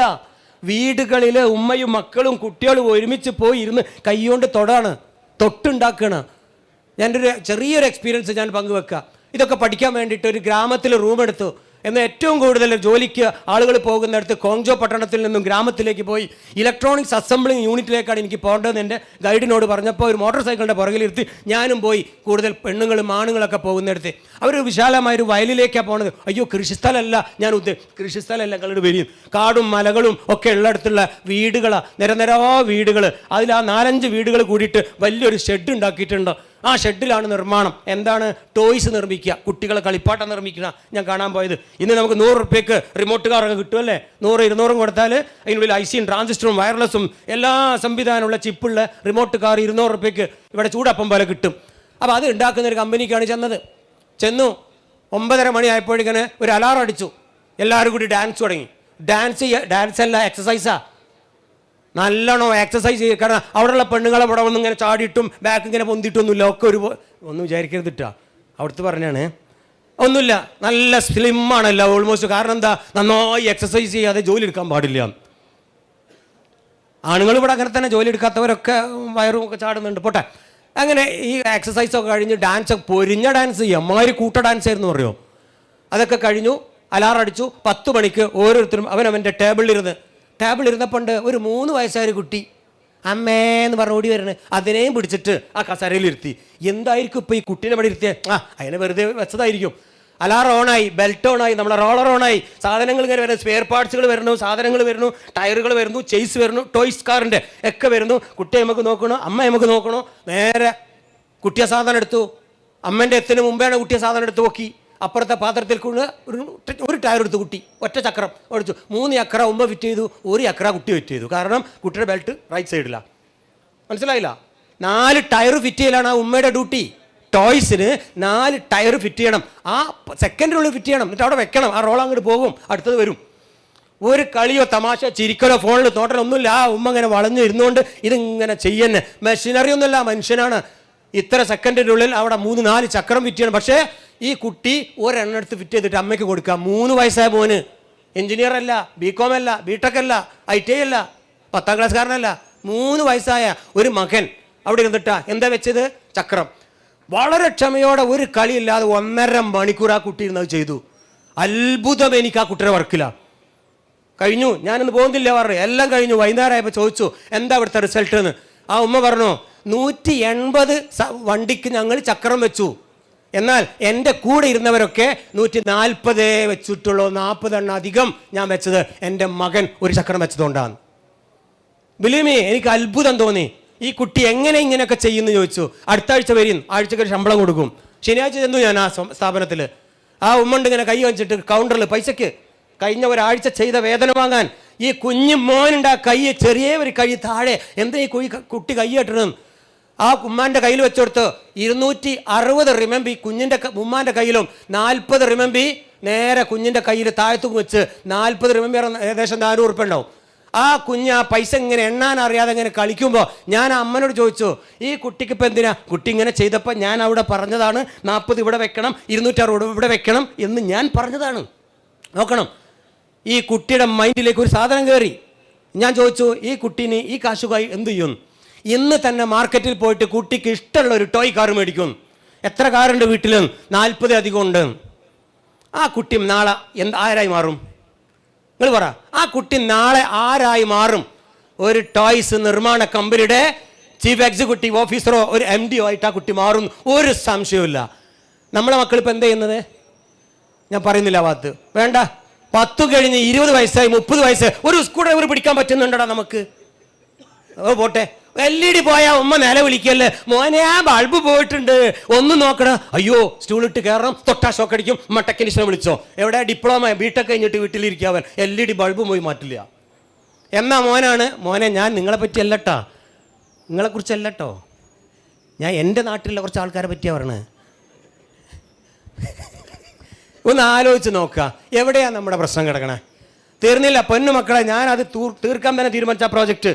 അഥവാ കുറച്ചുകൂടെ മുന്നോട്ട് പോയി ഞാൻ പറഞ്ഞു, ഇനി എനിക്ക് സ്കൂൾ ലൈഫ് ഒന്ന് കാണണം. 6ാം ക്ലാസ്സിലെ ഒരു ഉമ്മാടെ കൂടെ ഞാൻ പോയത്.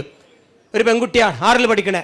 അങ്ങനെ ചെന്ന് ലാസ്റ്റ് ഫീസ് അടക്കണ ദിവസം പോയാൽ മതി. അവിടെ എൻ്റെ ഗൈഡ് പറഞ്ഞു, നിങ്ങൾക്ക് ഒരുപാട് അത്ഭുതം കാണാൻ പറ്റും ഇപ്പോൾ അവിടെ. ചെന്നു, ഉമ്മ ഫീസ് അടക്കണോർത്തുകൊണ്ട് കൈ ഇങ്ങനെ എത്തിയേക്കണ്. പൈസ എങ്ങനെയല്ല കൊടുക്കുക? പൈസ ആയിട്ട് ഇങ്ങനല്ലേ ഉമ്മ കൈ കാണിക്കണ കൗണ്ടറിൽ ഉമ്മയുടെ കാർഡൊക്കെ നോക്കിയിട്ട് അവിടെ നിന്ന് ഇങ്ങനെ ഉണ്ട്, എണ്ണീക്ക ഇങ്ങനെ വാങ്ങിച്ചു ഇങ്ങനെ വെല്ലണം. എന്നിട്ട് 320 റിമമ്പി ഇങ്ങോട്ട് ക്യാഷ് അങ്ങോട്ടാണ് കൊടുക്കേണ്ടത്. എത്രയെന്ന് ചോദിച്ചു? 300 അങ്ങോട്ടാണ് കൊടുക്കേണ്ടതെന്ന് ചോദിച്ചപ്പോൾ എന്താ പറഞ്ഞത്? 600 ചില്ലാന രൂപയ്ക്ക് 6ാം ക്ലാസ്സിലെ പെൺകുട്ടി ചാർജർ നിർമ്മിച്ചിരിക്കുന്നു ആ സ്കൂളിൽ. 6ാം ക്ലാസ്സിലെ പെൺകുട്ടി ആ സ്കൂളിൽ ഒരു പീരീഡ് 1 മണിക്കൂർ സ്കിൽ വർക്ക് കോൺട്രാക്ടേഴ്സ് ആ സ്കൂളിൽ വന്ന് കുട്ടികളെ കൊണ്ട് മൊബൈൽ ഫോണിൻ്റെ ഫാസ്റ്റ് ചാർജർ നിർമ്മിക്കുമ്പോൾ ഈ കുട്ടിയുടെ അക്കൗണ്ടിലേക്ക് 1 രൂപ അവിടുത്തെ 1 റിമമ്പി കിട്ടും. എത്ര? 1 ഉറുപ്പ്യ ഈ ചാർജറിൻ്റെ കൂലി. അങ്ങനെ ആ കുട്ടിക്ക് 600 ചില്ലാൻ രൂപ കിട്ടിയിട്ടുണ്ട്. അതിൽ 300 രൂപയാണ് ഫീസ്. ഞാൻ രൂപ റിമമ്പി 300 രൂപയാണ് അവിടുത്തെ ഫീസ്. ആ കുട്ടിയുടെ പ്രൈവറ്റ് സ്കൂളാണ്. ബാക്കി 300 ചില്ല രൂപയാണ് ആ ഉമ്മാടെ കയ്യിൽ വെച്ച് കൊടുത്തത്. എങ്ങനെയുണ്ട്? ഉമ്മ അങ്ങനെ എണ്ണുമ്പോൾ ആ മോള് വന്നിട്ട് ഒറ്റ വാങ്ങല്. എന്താ വെച്ച്? ഇത് എൻ്റെതാണ്. അതിൽ തമ്മിൽ തർക്കം. എന്നാ 100 നിനക്ക്, 200 എനിക്കാണ്, സോൾവായി. ഞാൻ ചോദിച്ച ആ മോളോട്, ചൈന എനിക്കറിയില്ല, ഞാൻ തർജ്ജമ ചെയ്ത് ചോദിക്കുക, മോളെ ഈ കാശ് കൊണ്ട് എന്ത് ചെയ്യും? അമ്മയാ മറുപടി പറഞ്ഞത്, 2ാം ക്ലാസ് തൊട്ട് ഇന്ന് വരെ കുട്ടിക്ക് ഞങ്ങൾ ഒരു മെറ്റീരിയൽ മേടിച്ചു കൊടുത്തില്ല, അവളുടെ അധ്വാനത്തിൽ നിന്നാണ്. 2ാം ക്ലാസ് തൊട്ട് സ്കൂളിൽ പേനക്കും പെൻസിലിനും പുസ്തകത്തിനും നോട്ട് പുസ്തകത്തിനും ബാഗിനും ഞങ്ങൾ വീട്ടിൽ നിന്ന് പൈസ കൊടുത്തിട്ടില്ല, അവളുടെ അധ്വാനത്തിനാണ്. നമ്മുടെ മക്കൾ ഇപ്പോൾ എവിടെയാ?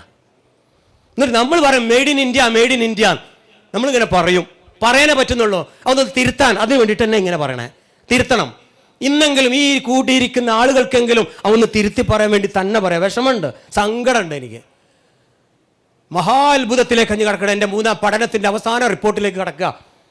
ഞാൻ നാറി കണ്ണിൽ വെള്ളം നിറഞ്ഞ ദിവസം, ചമ്മിപ്പോയ ദിവസം, രണ്ടത്താണിയിൽ ഇരുന്നിട്ട് കമ്പ്യൂട്ടറിലൂടെ ഇങ്ങനെ ഇമെയിൽ അയച്ചു. ഞാൻ ഷെൻജൻ പട്ടണത്തിലേക്ക് എനിക്ക് എൻ്റെ ബ്രാൻഡിൽ ഒരു ചാർജർ ഉണ്ടാക്കണം, ഡൽഹിയിൽ വിൽക്കണം. ഇപ്പോഴല്ല, ഒരു 10 കൊല്ലം മുമ്പ് എനിക്ക് ഉണ്ടാക്കണം എന്ന് പറഞ്ഞ് മെയിൽ വരുന്നു, പോണ്, ചാറ്റ് ചെയ്യണം. അങ്ങനെ അവസാനം പ്രൈസ് ഉറപ്പിച്ചു. ഓക്കെ, ഇന്ത്യൻ്റെ 350 ഉറുപ്പ്യ കൊണ്ട് ഒരു 10 വാട്ട് ചാർജർ ഉണ്ടാക്കുക എന്നൊക്കെ പറഞ്ഞ് പേരും ഇതൊക്കെ ആയി. പേയ്മെൻറ്റ് അടക്കാൻ പറഞ്ഞപ്പോൾ ഞാൻ പറഞ്ഞു, പേയ്മെൻറ്റ് അടക്കണമെങ്കിൽ ആ ഫാക്ടറി എനിക്ക് കാണണം. അങ്ങനെയാണല്ലോ, പേയ്മെൻറ്റ് അടക്കണമെങ്കിൽ ആ ഫാക്ടറി കാണണം. കാരണം ആരും തന്നെ ഓൺലൈനിലൂടെ ചൈനയ്ക്ക് അങ്ങനെ പേയ്മെൻറ്റ് അടക്കല്ല. ഭയങ്കര ചീറ്റി, 90% ചീറ്റിക്കപ്പെടുന്നുണ്ട് കേട്ടോ. എൻ്റെ ഒന്നും പോയിട്ടുണ്ട്, ഒരു 1-2 കോടി ഉറുപ്പ്യ എനിക്കും പോയിട്ടുണ്ട്. നിങ്ങൾക്കാർക്കും പോവാതിരിക്കാനാണ് പറയണേ. ഞാൻ പൈസ അടക്കില്ല പറഞ്ഞു, എനിക്ക് കാണണം. ഓക്കെ സാർ എന്നാ വരുന്നാറ്. ഇൻവിറ്റേഷൻ വന്നു, വിസ അടിച്ചു. ഞാൻ നേരെ ചെന്നു, നേരെ ഷെൻജനിൽ അടുക്ക് ചെന്ന്. അപ്പോൾ എൻ്റെ ഗൈഡിൻ്റെ ഒപ്പമുണ്ട്. സമയത്തിനെന്ന് വെച്ചു, അപ്പോയിൻമെൻറ്റ് കിട്ടിയോ വെച്ചു. ആ അപ്പോയിൻമെൻറ്റ് കിട്ടിയിട്ടുണ്ട്. 10:30 അപ്പോയിൻമെൻറ്റ് പറഞ്ഞു. ഷെൻജനിലെ ഒരു ഫാക്ടറിയുടെ ചീഫ് എക്സിക്യൂട്ടീവ് CEO അല്ല, അതിൻ്റെ MD തന്നെയാണ്. MD അപ്പോയിൻമെൻറ്റാണ്. 9:30 കൗണ്ടറിൽ മീൻസ് ഗേറ്റ് എത്തി. ഗേറ്റൊക്കെ അടച്ചു കിടക്കുകയാണ്. 10 മണി 9:55 ഗേറ്റിൽ തുറക്കൂ.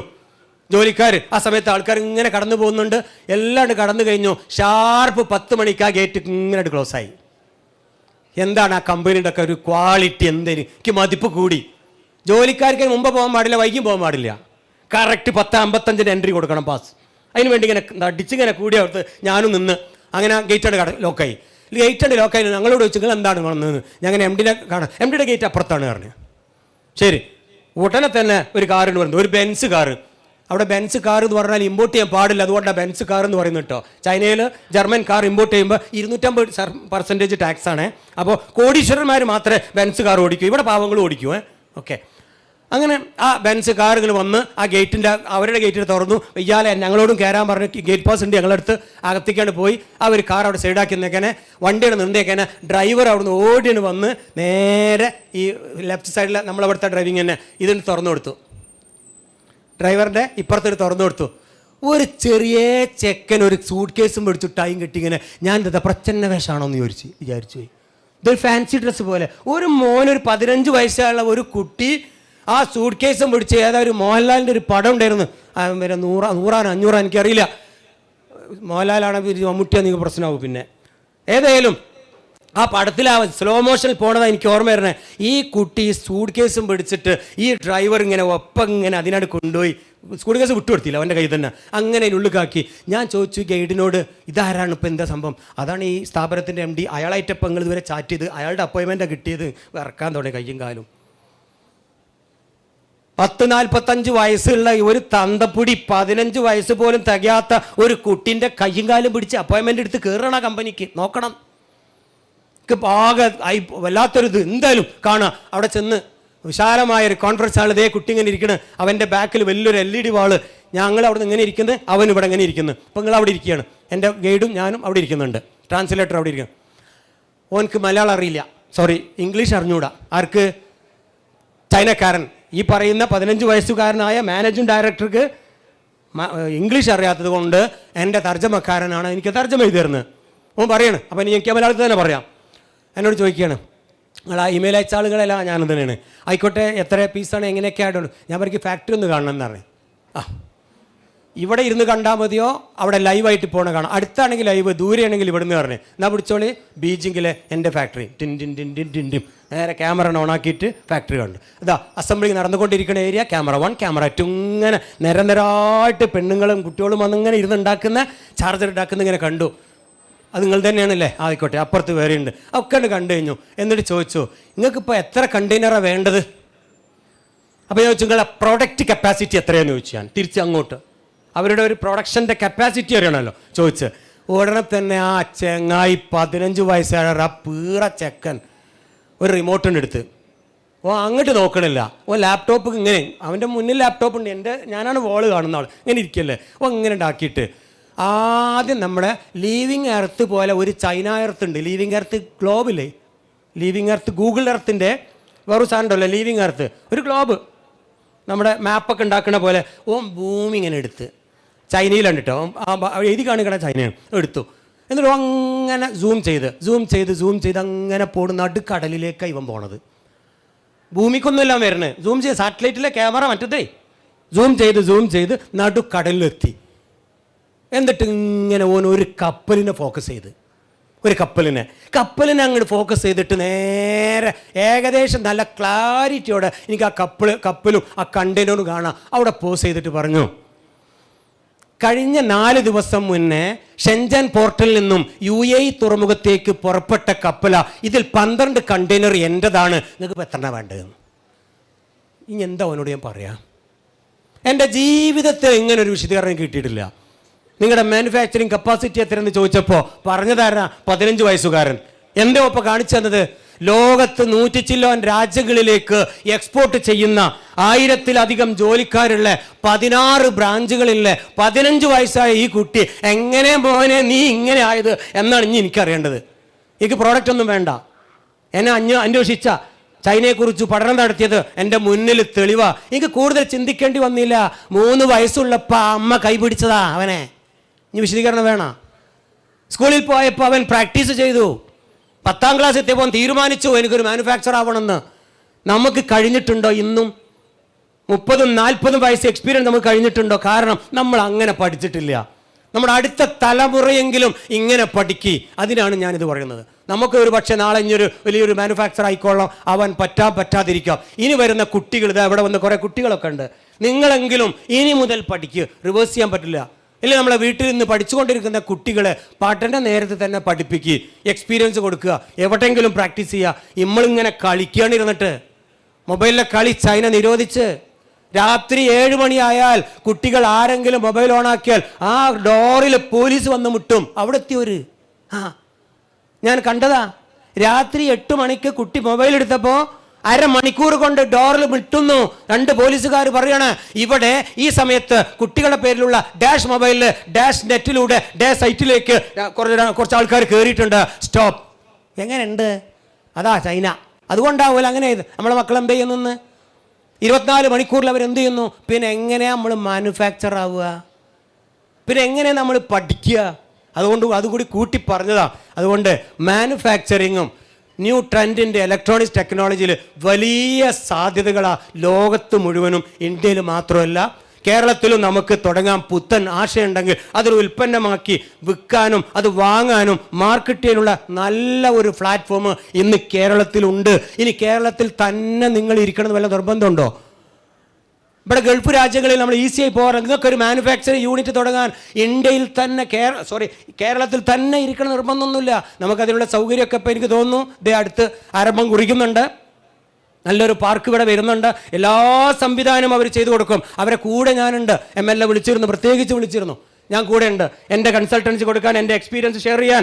ആ കമ്പനി ഇവിടെ എവിടെ പാർക്ക് വരുന്നുണ്ട്, പാർക്കുമായി ബന്ധപ്പെട്ട ഒരു പ്രോഗ്രാമാണ്, ഞാൻ ഷെയർ ചെയ്യാം. ഇനി നിങ്ങൾക്ക് കുറഞ്ഞ മുതൽ മുടക്കിൽ ഒരുപാട് കോമൺ ഫെസിലിറ്റി സെൻറ്റർ, നമുക്കൊരു മാനുഫാക്ചറാവല്ലേ വേണ്ടത്, കേരളത്തിൽ തന്നെ തുടങ്ങണം നിർബന്ധമൊന്നുമില്ല. അതുകൊണ്ട് അത് പറയുമ്പോൾ ആരെങ്കിലുമൊക്കെ പറയും, പിന്നെ ഇന്നിപ്പോൾ ഭരിക്കുന്നവർ പറയും എന്ത് അംശം അങ്ങനെ ക്ലാസ് എടുക്കരുത്. ഞാനൊരു മാനുഫാക്ചറാണ്, ഒരു ബിസിനസ്സുകാരനാണ്, ഞാൻ രാഷ്ട്രീയക്കാരനല്ല. അതുകൊണ്ട് നിങ്ങൾക്ക് ഡൽഹിയിൽ പോയിട്ട് ഒരു മാനുഫാക്ചറിങ് യൂണിറ്റ് തുടങ്ങാനുള്ള എല്ലാ സൗകര്യവും ഇന്ന് ഈസി ആയിട്ട് ഇവിടെ ഉണ്ട്. ഇതൊരു പക്ഷേ കേരളത്തിൻ്റെ ഭരണകർത്താക്കൾ എന്നെ എത്രത്തോളം സപ്പോർട്ട് ചെയ്യുമെന്ന് എനിക്കറിയില്ല, പക്ഷെ ഉണ്ട്. അതുകൊണ്ട് ഞങ്ങൾ പോയി ഡൽഹിയിലേക്ക്. ഞങ്ങൾക്ക് ഡൽഹിയിൽ യൂണിറ്റ് ഉണ്ട്, കേരളത്തിലുണ്ട്. കേരളം ഒഴിവാക്കിയിട്ടല്ല ഡൽഹിയിൽ പോയിട്ടുള്ളത്. ഞങ്ങൾക്ക് അങ്ങനെ ഒരു ബൾക്ക് പ്രൊഡക്ഷൻ വേണമെങ്കിൽ ചൈനയ്ക്കൊന്നും പോകണമെന്നില്ല. ഇനി ഗുജറാത്തിൽ പോകണോ, നല്ല സൗകര്യങ്ങൾ നമുക്ക് ഗുജറാത്തിൽ ബ്രിഡ്കോയുടെ സർവീസ് സെൻ്റർ ഉണ്ട്, ഡൽഹിയിലുണ്ട്, പഞ്ചാബിലുണ്ട്. ഒരുപാട് സൗകര്യങ്ങൾ അവിടെ ചെയ്തു കൊടുക്കുന്നുണ്ട്. ഇപ്പോൾ കേരളവും നമുക്ക് അതുപോലത്തെ കോമൺ ഫെസിലിറ്റീസൊക്കെ ചെയ്തു കൊടുക്കുമെന്ന് പറയുന്നു. കുറേയൊക്കെ ചെയ്ത് തന്നിട്ടുണ്ട്, ഇനിയുണ്ട്. അപ്പോൾ അതൊന്നുമല്ല നമ്മളെ വിഷയം. ആദ്യം മാനസികമായി തയ്യാറാവുക, ഒരു മാനുഫാക്ചർ ആവുക എന്നുള്ളതാണ്. ഓക്കെ, ഇനി നമുക്ക് കുറച്ച് പുത്തൻ ആശയങ്ങളിലേക്കാണ് കടക്കുന്നത്.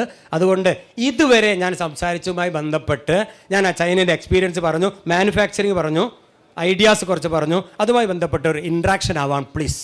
ബ്രാൻഡിങ്, അഡ്വർടൈസിങ്, മീഡിയ, മാനുഫാക്ചറും പ്രോഡക്റ്റ് ഒന്നുമില്ല. ഓക്കെ, മീഡിയ മാനുഫാക്ചറിംഗ് പ്രോഡക്റ്റ് ഇല്ലെങ്കിലും നമുക്ക് MSMEs ഒക്കെ നമുക്ക് നമ്മുടെ ആവശ്യം വരും. കാരണം മാർക്കറ്റിങ്ങിലാണ് MSMEs കുറച്ച് പുറകോട്ട് നിൽക്കുന്നത് ഇന്ത്യയിൽ. ശരി, ഞാൻ ചോദിക്കുന്നത് വെച്ചാൽ ഇപ്പം നമുക്ക് ചൈനയിലൊക്കെ ആണെങ്കിൽ അവർക്കൊരു നല്ലൊരു ഇന്നോവേഷൻ കൾച്ചർ ഉണ്ട്. രണ്ടാമത് അവർ മാനുഫാക്ചറിങ്ങിൽ വളരെയധികം മുന്നോട്ടാണ്. അപ്പോൾ ടെക്നോളജീസ് ഒക്കെ ക്രിയേറ്റ് ചെയ്യാൻ വേണ്ടി ഇപ്പോൾ കുടിൽ വ്യവസായം എന്നൊക്കെ പറഞ്ഞു, ആ കുടിൽ വ്യവസായ ലെവലിൽ അവർക്ക് ടെക്നോളജി ആക്സസ് ചെയ്യാനും ഇന്നോവേഷൻസ് ക്രിയേറ്റ് ചെയ്യാനും അത് പഠിക്കാനും ഒക്കെ ചെറിയ ഒരു തുടക്ക ലെവലിൽ തന്നെ അവർ ഗ്രാസ് റൂട്ട് ലെവലിൽ ചെയ്യുന്നു. അവർ പോയിട്ടുണ്ട്, ഒരുപാട് മുന്നിൽ എത്തിയിട്ടുണ്ട്. അതെ, അപ്പം നമുക്കിപ്പോൾ നമ്മുടെ കൺട്രി എന്ന് വെച്ചാൽ ഇന്ത്യയിൽ തന്നെ മാനുഫാക്ചറിംഗിൽ സ്പെൻഡ് ചെയ്യണ GDP എന്ന് പറഞ്ഞാൽ വളരെ നമ്മളിപ്പോൾ ഫോക്കസ് ചെയ്യുന്ന സർവീസ് ഇൻഡസ്ട്രിയിലാണ്. മാനുഫാക്ചറിംഗിൽ GDPയിൽ വളരെ സ്പെൻഡിങ് ലോ ആണ്. അപ്പോൾ ഈ ഗ്രാസ് റൂട്ട് ലെവലിലുള്ള ആൾക്കാരെ ഇന്നോവേഷനിലേക്ക് കൊണ്ടുവരാനും എക്സിസ്റ്റിംഗ് ആയിട്ടുള്ള കമ്പനീസിനെ ഒരു ഇന്നോവേഷൻ ഇമ്പ്രൂവ് ചെയ്യാനും എത്രത്തോളം നമുക്ക് ഇൻവെസ്റ്റ്മെൻറ്റ്സ് ഗവൺമെൻറ് സൈഡിൽ നിന്ന് കിട്ടുന്നുണ്ട്, അല്ലെങ്കിൽ എത്ര ഇൻവെസ്റ്റ്മെൻറ്റ്സ് നമുക്കിനി കൂടുതൽ കിട്ടാനുണ്ട്, അതിൻ്റെ എന്തെങ്കിലും ഡേറ്റയോ എന്തെങ്കിലും കമൻറ്റ്സ് നമുക്ക് അവൈലബിൾ ആണോ? കാരണം നമ്മൾ മാനുഫാക്ചറിങ് സൈഡിൽ നോക്കുമ്പോഴത്തേക്കും വളരെ പിന്നോട്ടാണ്. ഇപ്പോൾ ഓഫ് ഷോറിങ് നടക്കുന്നുണ്ട്. അപ്പോൾ IBM, ആപ്പിൾ അങ്ങനത്തെ പല കമ്പനീസ് ഇങ്ങോട്ട് വരുന്നുണ്ട്. പക്ഷെ അതല്ല, ഒരു ഗ്രാസ് റൂട്ട് ലെവൽ ഇന്നോവേഷൻ അത് മാനുഫാക്ചറിംഗിൽ കൊണ്ടുവരാൻ നമ്മൾ എത്രത്തോളം മുന്നിട്ട് നിൽക്കുന്നു, ആൻഡ് അഗെയിൻ ഫെസിലിറ്റീസ് എന്തൊക്കെയാണ് നമുക്കുള്ളത്? ഇത് എൻ്റെ ടോപ്പിക്കല്ല, എന്തായാലും ഞാൻ മനസ്സിലാക്കിയത് അതിനു വേണ്ടി തന്നെയാണ് ഇവിടെ നമ്മളൊരു നല്ലൊരു പാർക്ക് ആരംഭം കുറിക്കുന്നുണ്ട്.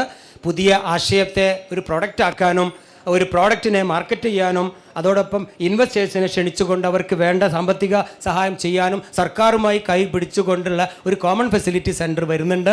നിങ്ങളുടെ എല്ലാത്തിനും മറുപടി അവിടെയുണ്ട്. സോ അതൊക്കെ തന്നെയാണ് നമ്മുടെ ഈ ഒരു പ്രോഗ്രാമിൻ്റെ ലക്ഷ്യം. അത് വലിയൊരു ഗ്യാപ്പാണ് അദ്ദേഹം പറഞ്ഞത്. ഞാൻ I am agree with you. വലിയൊരു ഗ്യാപ്പാണത്. ഇത്തരം ചെറിയ കുഞ്ഞ് ഐഡിയാസിന് സ്റ്റാർട്ടപ്പിനെ സപ്പോർട്ട് ചെയ്യാനുള്ള ഒരു common facility centre, support centre ഇന്ന് കേരളത്തിൽ കുറവാണ്. അത് സത്യവും. അപ്പോൾ അത് പരിഹരിക്കാനാണ് സർക്കാരിൻ്റെ പരിമിതികളുണ്ടാകും, പ്രൈവറ്റ് കൂടി ചേർന്നിട്ടുള്ള ഒരു പ്രോജക്റ്റാണ് വരുന്നത്. തീർച്ചയായിട്ടും സാമ്പത്തികമായും മറ്റും സഹകരിക്കാൻ കമ്പനികൾ മുന്നോട്ട് വന്നിട്ടുണ്ട്, ഇൻവെസ്റ്റേഴ്സും മുന്നോട്ട് വന്നിട്ടുണ്ട്. ബെസ്റ്റ് ഐഡിയ ആണെങ്കിൽ നിങ്ങൾ പണത്തെക്കുറിച്ച് ചിന്തിക്കുക വേണ്ട. ഇതെൻ്റെ എക്സ്പീരിയൻസ്. ബെസ്റ്റ് പ്രോഡക്റ്റാണ്, ബെസ്റ്റ് ഐഡിയ ആണ്, അത് ആളുകളിലേക്ക് എത്തിക്കാൻ പറ്റുമെന്ന് നിങ്ങൾക്ക് തോന്നുമെങ്കിൽ ഇൻവെസ്റ്റേഴ്സ് പ്രശ്നമേ അല്ല. ഇവിടെ എന്താ പ്രശ്നം? ആ ഐഡിയ വിജയിക്കൂലേ? ചെയ്യുന്നവൻ്റെ മിടുക്ക് എങ്ങനെയാണ്, അവൻ്റെ എക്സ്പീരിയൻസ് എങ്ങനെയാണ്, അതുകൊണ്ടാണ് ഇൻവെസ്റ്റേഴ്സിന് പ്രോബ്ലം വരുന്നത്. ഇത് എൻ്റെ എക്സ്പീരിയൻസ് ആട്ടോ. ബാക്കിയുള്ള നിങ്ങളുടെ ആൻസർ ഈ ക്യാമ്പസിൽ നിങ്ങൾക്ക് കിട്ടും. Oh yes, any other thing? Technically assembling, manufacturing, trading, sales ഞാൻ ഇതുവരെ ചർച്ച ചെയ്ത. Yes man. എൻ്റെ പേര് അഫ്ലഹ്. അഫ്ലഹ്, എന്താ ചെയ്യുന്നത് മോൻ? പഠിക്കുക? +1. Good, excellent. വൈകിട്ടില്ല, കറക്റ്റ് സമയത്താണ് മോൻ എത്തിയത്. ഓപ്പൺ. ഇതിനു മുമ്പ് ഒരു ക്ലാസ്സിൽ കേട്ടപ്പോൾ എക്സ്പോർട്ടിങ്ങും ഇമ്പോർട്ടിങ്ങും ഒക്കെ ഇന്ത്യയിൽ നിന്ന് ചൈനയിൽ നിന്നൊക്കെ ചെയ്യുമ്പോൾ നല്ല റിസ്ക്കാന്ന് പറഞ്ഞിരുന്നു ഒരാൾ, ചെയ്യണ ആൾ. അപ്പോൾ അതിനെക്കുറിച്ചുള്ള അഭിപ്രായം എന്താണ്? റിസ്ക് ഇല്ലാത്തൊരു ബിസിനസ് എന്ന് പറയും മോനെ. മനസ്സിലാക്കിയ റിസ്ക് ഇല്ലാത്തൊരു ബിസിനസ്. ഓക്കെ, ബിസിനസിനെ കുറിച്ചല്ല, ഇമ്പോർട്ട് മാത്രം അറിയണ്ടേ? അല്ല, ഇമ്പോർട്ട് എക്സ്പോർട്ടിൽ നല്ല ചീറ്റിംഗ് ഒക്കെ നടക്കേണ്ടത്. അപ്പോൾ അതിനെ ഓവർകം ചെയ്യാനുള്ള നല്ല ചോദ്യം. നേരത്തെ നമ്മളൊരു സൂചന ഇട്ടും ചെയ്തു മോനാ ചോദിച്ചത്. നല്ല ചോദ്യം. ഇത്തരം ചോദ്യങ്ങളൊക്കെ വന്നോട്ടെ. എൻ്റെ എക്സ്പീരിയൻസ് ഞാൻ ഷെയർ ചെയ്യാം. അറിയാത്തതുണ്ടെങ്കിൽ നമുക്ക് മറ്റുള്ളവരോട് ചോദിക്കാം. ഒരു സുഹൃത്ത് എൻ്റെ അടുത്ത് വന്നിട്ട് പറഞ്ഞു, ഹംസ എനിക്കൊരു സോളാർ ടൈൽ ഉണ്ടാക്കണം. എന്ത് ടൈല്? ഓട്. ആ ഓട് സോളാറാണ്. അത് വെച്ച് കഴിഞ്ഞാൽ മഴ ഒഴിവായും ചെയ്തു, നമുക്ക് കറണ്ടും കിട്ടും. നല്ലൊരാശയല്ലേ? അത് ഉണ്ടാക്കേണ്ട മോനെ. ഓൾറെഡി ഇപ്പോൾ പല രാജ്യത്തും ഉണ്ടാക്കിയതുണ്ട്. അത് ഇമ്പോർട്ട് ചെയ്യുന്ന ഉണ്ടാക്കിയെടുക്കുമ്പോഴത്തേനും ഒരുപാട് പൈസയോ. ആദ്യം നമ്മൾ സാമ്പിൾ ബിസിനസ് നടത്തുക, 100 മേടിച്ച് 110 വിൽക്കുക. എന്നിട്ട് നന്നായിട്ട് ആൾക്കാരെ ഇഷ്ടപ്പെടുന്നുണ്ടെങ്കിൽ നമുക്ക് മാനുഫാക്ചർ ആവുക. ഒരു 1-2 പൊട്ടിച്ചിട്ട് ഐഡിയ കോപ്പിയും ചെയ്യുക. എന്താ ഇപ്പോൾ തെറ്റാണോ? കോപ്പി അടിക്കൽ തെറ്റല്ല, പക്ഷെ കോപ്പി അടിക്കാൻ വിവരം വേണം. ചൈനക്കാരെ പോലെ അവർക്ക് നല്ല വിവരം കോപ്പി അടിക്കാൻ ഇല്ലേ? നമുക്കില്ല, ആ വിവരമില്ല. കുട്ടികളൊക്കെ പരീക്ഷയ്ക്ക് കോപ്പി അടിക്കുകയാണെങ്കിൽ അവർ രക്ഷപ്പെട്ടു, പക്ഷെ വിവരമില്ല, കോപ്പി അടിക്കാൻ അറിയില്ല. പക്ഷെ ആരത് കോപ്പി അടിക്കണമെന്ന് അറിയില്ല. ഓനക്കാളും താഴെയുള്ളവൻ്റെ കോപ്പി അടിക്കുമോ? ആ വിവരമില്ല. എനിവേ കോപ്പി അടിക്കുന്നത് തെറ്റല്ല കേട്ടോ. ഞാൻ IAS IPSൻ്റെ കാര്യമല്ല കേട്ടോ പറയണേ, ജീവിക്കാനുള്ള കോഴ്സിനെ പറ്റിയുള്ള കോപ്പിയുടെയാണ് പറഞ്ഞു. എനിവേ ഇയാൾ പറഞ്ഞിട്ട് സോളാർ വേണമെന്ന് പറഞ്ഞു. ഇതേടാ ഇമ്പോർട്ട് ചെയ്താൽ മതി, അതാണ് നല്ലത്. എന്നിട്ട് നമുക്ക് ഇവിടുന്ന് മാനുഫാക്ചർ ചെയ്യാം, ആദ്യം ഒന്ന് പഠിക്കുന്നേ എന്ന് പറഞ്ഞു. ആയിക്കോട്ടെ, നിങ്ങളൊന്ന് എനിക്ക് ഒരു കണ്ടെയ്നർ വേണം. ഞാനെല്ലാം ഒരു ആവശ്യത്തിനനുസരിച്ചൊക്കെ ഇങ്ങനെ അന്വേഷിച്ച് ഇവന് കൊടുത്തു. ഒരു ഓടിനൊരു 150 റുപ്യ വരും കേട്ടോ. ഒരു ഓടിനൊരു 150 റുപ്യോളം വരും. ഒരു വാട്സിന്, ഒരു ഓടിനല്ല, ഒരു വാട്സിന്. ഏകദേശം 2 വാട്ടിന് 300 റുപ്യ വരും. അപ്പോൾ വരും എന്നൊക്കെ പറഞ്ഞു. ഓ ഇത് ഭയങ്കര പ്രൈസാണല്ലോ. അതല്ലേ പറഞ്ഞു മോനെ, ഇത് ലാഭമല്ല. വലിയ സോളാർ വെക്കുന്നതാണ് ലാഭം. ഈ കുഞ്ഞ് സോളാർ ഓട് വെക്കുന്നത് ലാഭമല്ല. പിന്നെന്താ, മഴ ഒന്ന് മാറി കിട്ടി എന്നുള്ളതാണ്. അതിപ്പോൾ സോളാർ വെക്കുമ്പോൾ അടിയിൽ ഷീറ്റ് ഇടും, മതി. ഇനി ബിൽഡിങ്ങിൻ്റെ പുറത്ത് വെക്കുകയാണെങ്കിൽ നേരെ അങ്ങോട്ട് വെക്കുക, അത്രേ ഉള്ളൂ.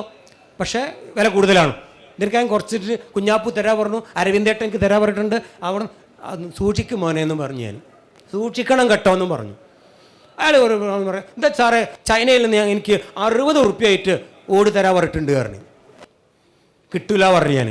അല്ലല്ല, അത് ഉണ്ട് പറഞ്ഞു. എന്നാൽ ശരി, സൂക്ഷിക്കണം കേട്ടോ. ഈ കുട്ടി പറഞ്ഞ പോലെ സൂക്ഷിക്കണം. അപ്പോൾ നന്നായി സൂക്ഷിച്ചു. ഓർഡർ കൊടുത്തു. ഒരു കണ്ടെയ്നർ കൊച്ചി തുറമുഖത്തെത്തി. കസ്റ്റംസിൽ ആ പേപ്പറൊക്കെ കൊടുത്തു.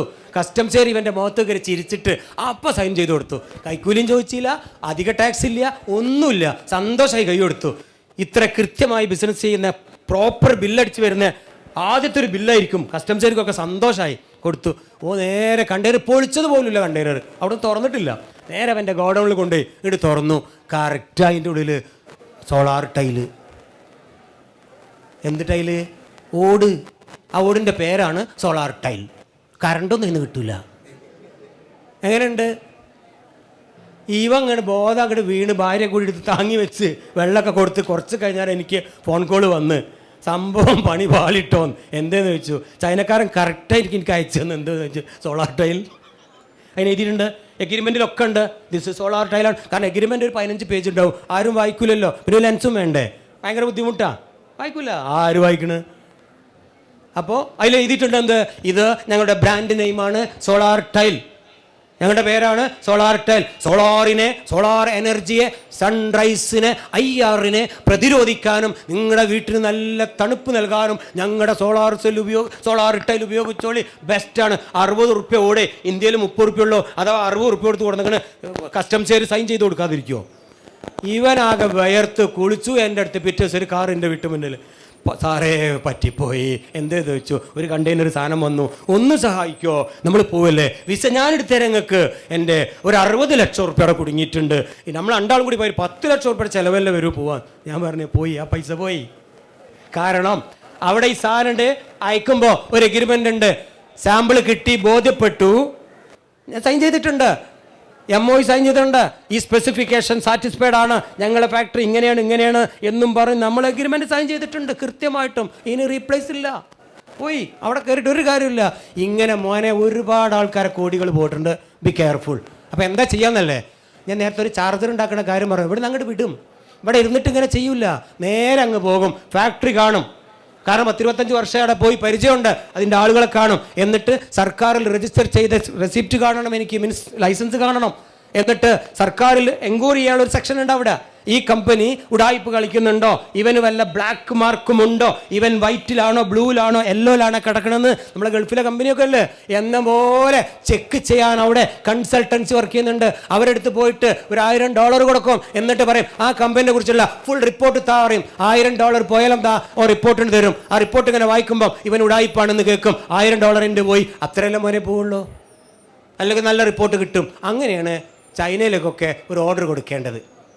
പരിചയമില്ലാത്തവർ. ഓക്കെ, ഇനി എന്താണ് ചോദിക്കുമോ? നമസ്കാരം സർ. എൻ്റെ പേര് നിജാസ് എന്നാണ്. എന്താ ചെയ്യുന്നത്? ട്രിവാൻഡ്രത്താണ് വരുന്നത്. ഞാനൊരു മാനുഫാക്ചറാണ്. എന്തിൻ്റെ? പേപ്പർ സ്ട്രോ, ബയോഡിഗ്രേഡബിൾ പേപ്പർ സ്ട്രോയുടെ. Paper straw. ഓക്കെ. പ്ലാസ്റ്റിക്കിനൊക്കെ ഒരു മാറ്റം. അടിപൊളി സാധനം. 3 years ആയി നടത്തുന്നു. ഓക്കെ. ഒരുപാട് സ്ട്രഗിൾ ചെയ്തു. ബിസിനസ് സ്റ്റാർട്ട് ചെയ്ത സമയമായിരുന്നു കോവിഡിൻ്റെ സ്റ്റേജ് വന്നത്. അത് ചൈനയിൽ നിന്നാണ് മെഷീൻ എല്ലാം ഇമ്പോർട്ട് ചെയ്തത്. മെഷീൻ ഇവിടെ ചെന്നൈ പോർട്ടിൽ വന്നപ്പോഴാണ് കോവിഡ് ലോക്ക്ഡൗൺ. അങ്ങനെ ഏകദേശം 2 years സ്ട്രഗിൾ ചെയ്താണ് ഇപ്പം ഈ ഒരു സ്റ്റേജിൽ വന്നിരിക്കുന്നത്. ബിസിനസ് ഇപ്പം കുഴപ്പമില്ലാതെ പോകുന്നുണ്ട്. എന്നാലും കോമ്പറ്റീഷൻ വരുന്നുണ്ട്. ഫുഡ് ഗ്രേഡ് പേപ്പർ അല്ലാത്ത സ്ട്രോസ് ഒക്കെ മാർക്കറ്റിൽ വരുന്നുണ്ട്. അതിനൊന്നും ഗവൺമെൻറ് ഒരു റെസ്ട്രിക്ഷനും വയ്ക്കുന്നില്ല, ക്വാളിറ്റി ചെക്ക് ചെയ്യുന്നില്ല. അപ്പോൾ നമുക്ക് അവിടെ പ്രൈസുമായിട്ട് മെയിൻറ്റെയിൻ ചെയ്ത് പോകാൻ പറ്റുന്നില്ല. എന്നാലും ക്വാളിറ്റി വൈസ് വരുന്ന കസ്റ്റമറിന് പ്രോഡക്റ്റ് കൊടുത്ത് ഒരുവിധം പോകുന്നുണ്ട്. ക്വസ്റ്റ്യനിലേക്ക് കടക്കും. ഇപ്പോൾ ഞങ്ങളൊരു പുതിയൊരു പ്രോജക്റ്റ് ആയിട്ടാണ് വന്നത്. ഒരു ഐസ്ക്രീം മാനുഫാക്ചറിങ് യൂണിറ്റ് ആണ് സ്റ്റാർട്ട് ചെയ്യാൻ പോകുന്നത്.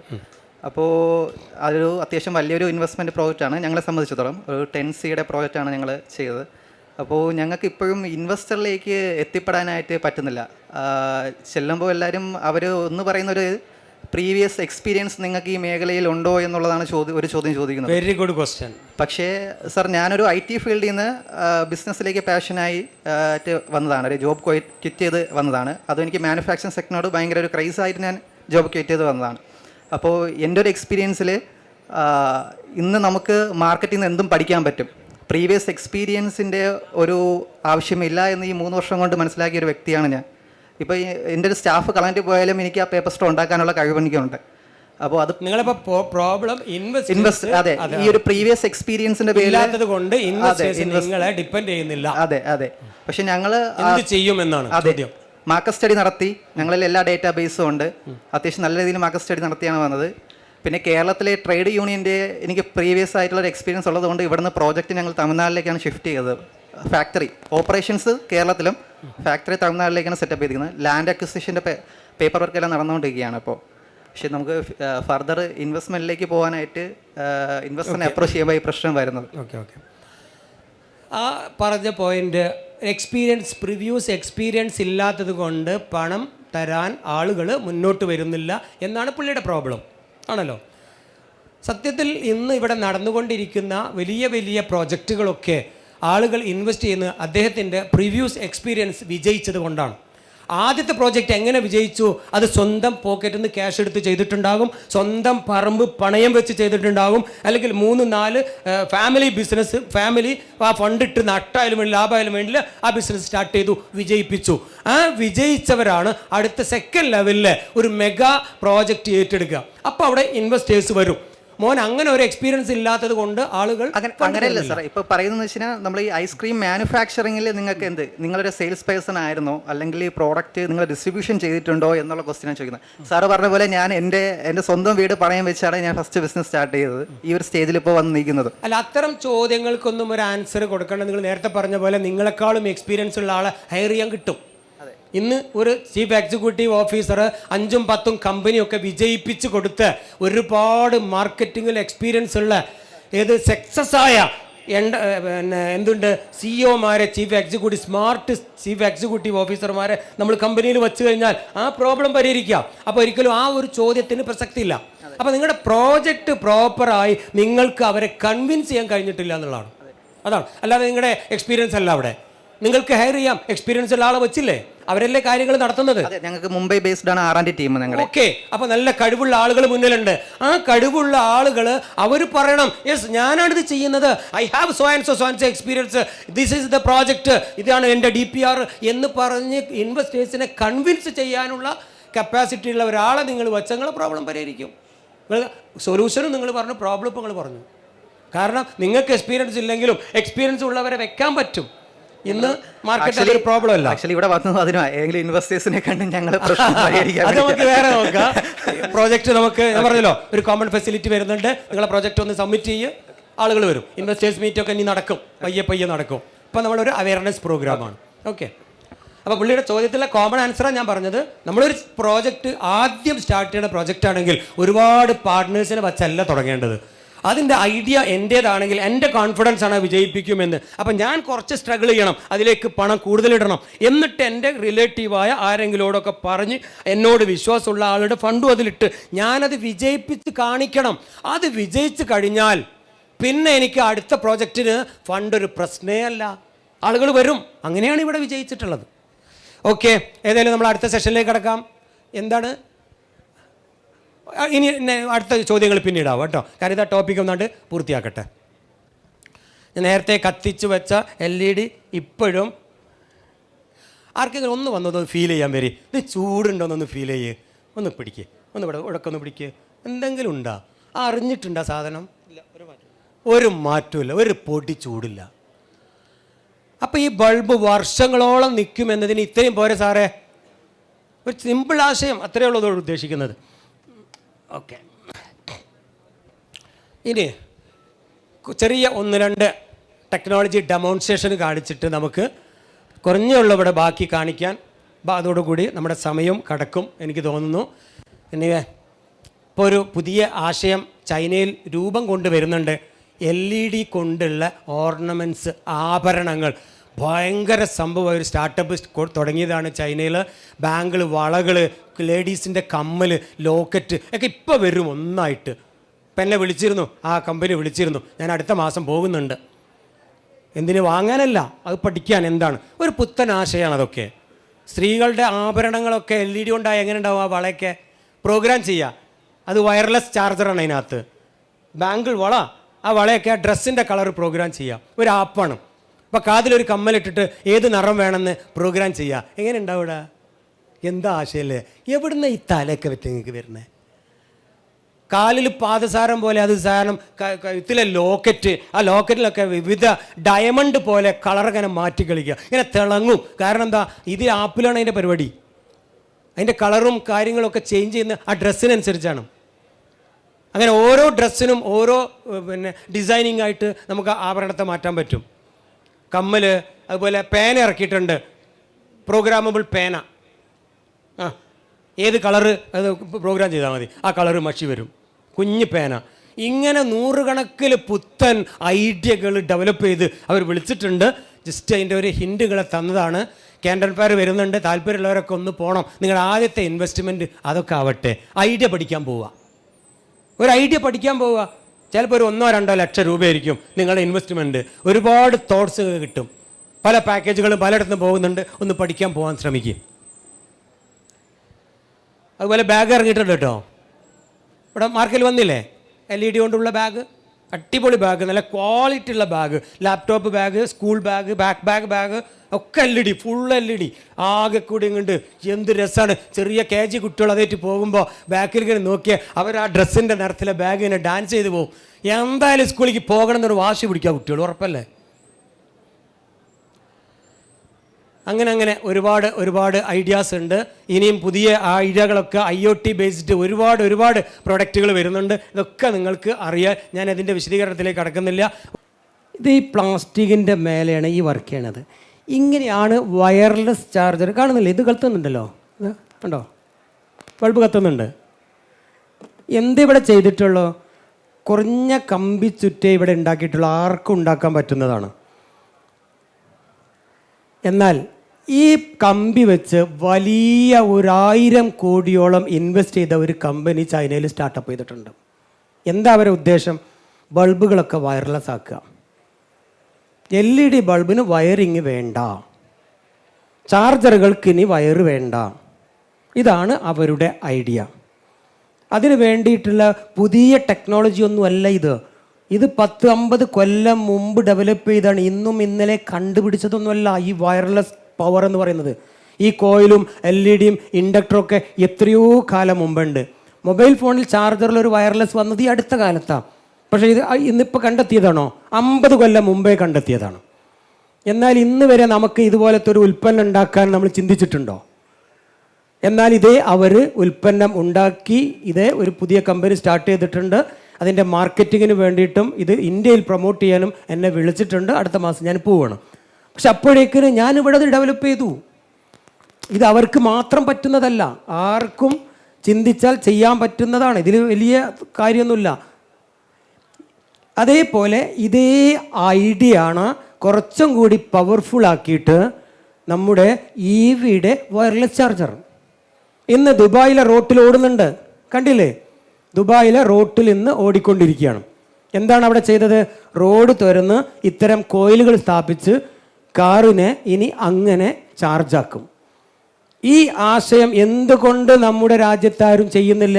ഇപ്പം കാനഡ ചെയ്തു, അതേപോലെ ഓസ്ട്രേലിയയിൽ ചെയ്തു, UAEയിൽ ദുബായിൽ കുറച്ച് ഭാഗങ്ങൾ ഒരു ചെറിയ പരീക്ഷണം നടത്തി. ഇത് സിമ്പിളായി നമുക്ക് നമ്മുടെ രാജ്യത്ത് കേരളത്തിൽ ഒരു കമ്പനിക്ക് ചെയ്യാൻ പറ്റുന്ന കുറേ ഐഡിയാസാണ്. ഇന്ന് വരെ എൻജിനീയർമാർ ഈ രംഗത്തേക്ക് വരുന്നില്ല. ഇതൊരു പുതിയ ആശയമാണ്. ഇനിയിപ്പോൾ അവിടെ പോയിട്ട് അമേരിക്കയിൽ പോയിട്ട് പഠിക്കണം. മക്കളെ, നിങ്ങളൊക്കെ പഠിച്ച ഇൻഡക്ടറിൻ്റെ തിയറിയാണ്. ഇനി കുറച്ചും കൂടി വ്യക്തമാക്കാൻ ഞാൻ മറ്റൊരാശയം കൊണ്ടുവരികയാണ്.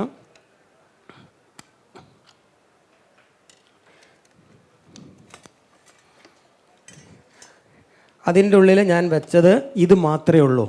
ആ പെട്ടിക്കകത്താണ് ഇത് വെച്ചത്. ഇതിൽ നിന്നാണ് വൈദ്യുതി വയർലെസ് ആയി ട്രാൻസ്മിറ്റ് ചെയ്തത്. ഇത് 100% നമുക്കിവിടെ ഉണ്ടാക്കിയെടുക്കാൻ പറ്റുന്നതാണ്. ഇനി അതിൽ നിന്ന് മാറ്റിവെച്ചു.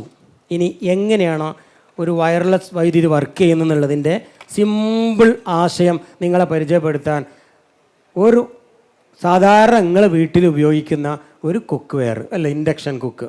അത് ഈസി കുക്ക് തന്നെ ആവണമെന്നൊന്നുമില്ല. നിങ്ങളെ കൺമുന്നിൽ വെക്കണ്. ഓക്കെ, അതിൽ പവർ കൊടുത്തു.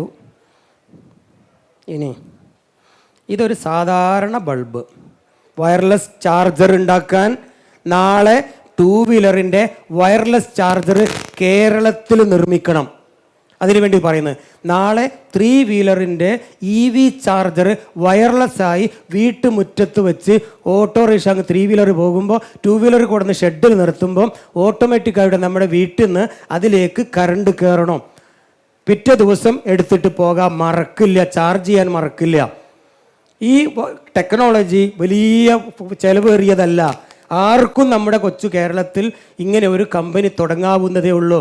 ഇന്ന് ഒരു ചാർജർ ചൈനയിൽ നിന്ന് കൊണ്ടുവരുന്നത് 2,000-3,000 രൂപയ്ക്ക് ഇന്നൊരു ചാർജർ കിട്ടും. ഗ്യാരണ്ടിയിൽ 6 മാസം പോലും വർക്ക് ചെയ്യുന്നില്ല. 100% നമുക്കത് ഇന്ത്യയിൽ നിർമ്മിക്കാൻ പറ്റും. അതും വയർലെസ് ചാർജറാക്കി നമ്മുടെ മൊബൈൽ ഫോൺ പോലെ ഇനി EV വയർലെസ് ചാർജർ നിർമ്മിക്കാൻ പറ്റും എന്നതിൻ്റെ ഒരു ചെറിയ എക്സാമ്പിൾ. ഇതിപ്പോൾ എൻ്റെ മുന്നിൽ എന്തായിരിക്കുന്നത്? ഒരു ഇൻഡക്ഷൻ സ്റ്റൗ. ഇതാണ് വയർലെസ് ചാർജറിൻ്റെ ഉള്ളിലുള്ള ഒരു ഘടകം. ഇത് എത്ര രൂപയ്ക്ക് കിട്ടും? ഇതിന് 3,000-4,000 വേണമെങ്കിലും അതിൻ്റെ ഉള്ളിലുള്ള സാധനത്തിന് 500 രൂപ കിട്ടും. ആ ബോർഡ് 500 രൂപക്ക് 2000 വാട്ട്സിൻ്റെ ചാർജർ നിർമ്മിക്കുന്നതാണ് ഇനി കാണാൻ പോണത്. അതവിടെ വെച്ചു. ഇത് 220 വർക്ക് ചെയ്യും.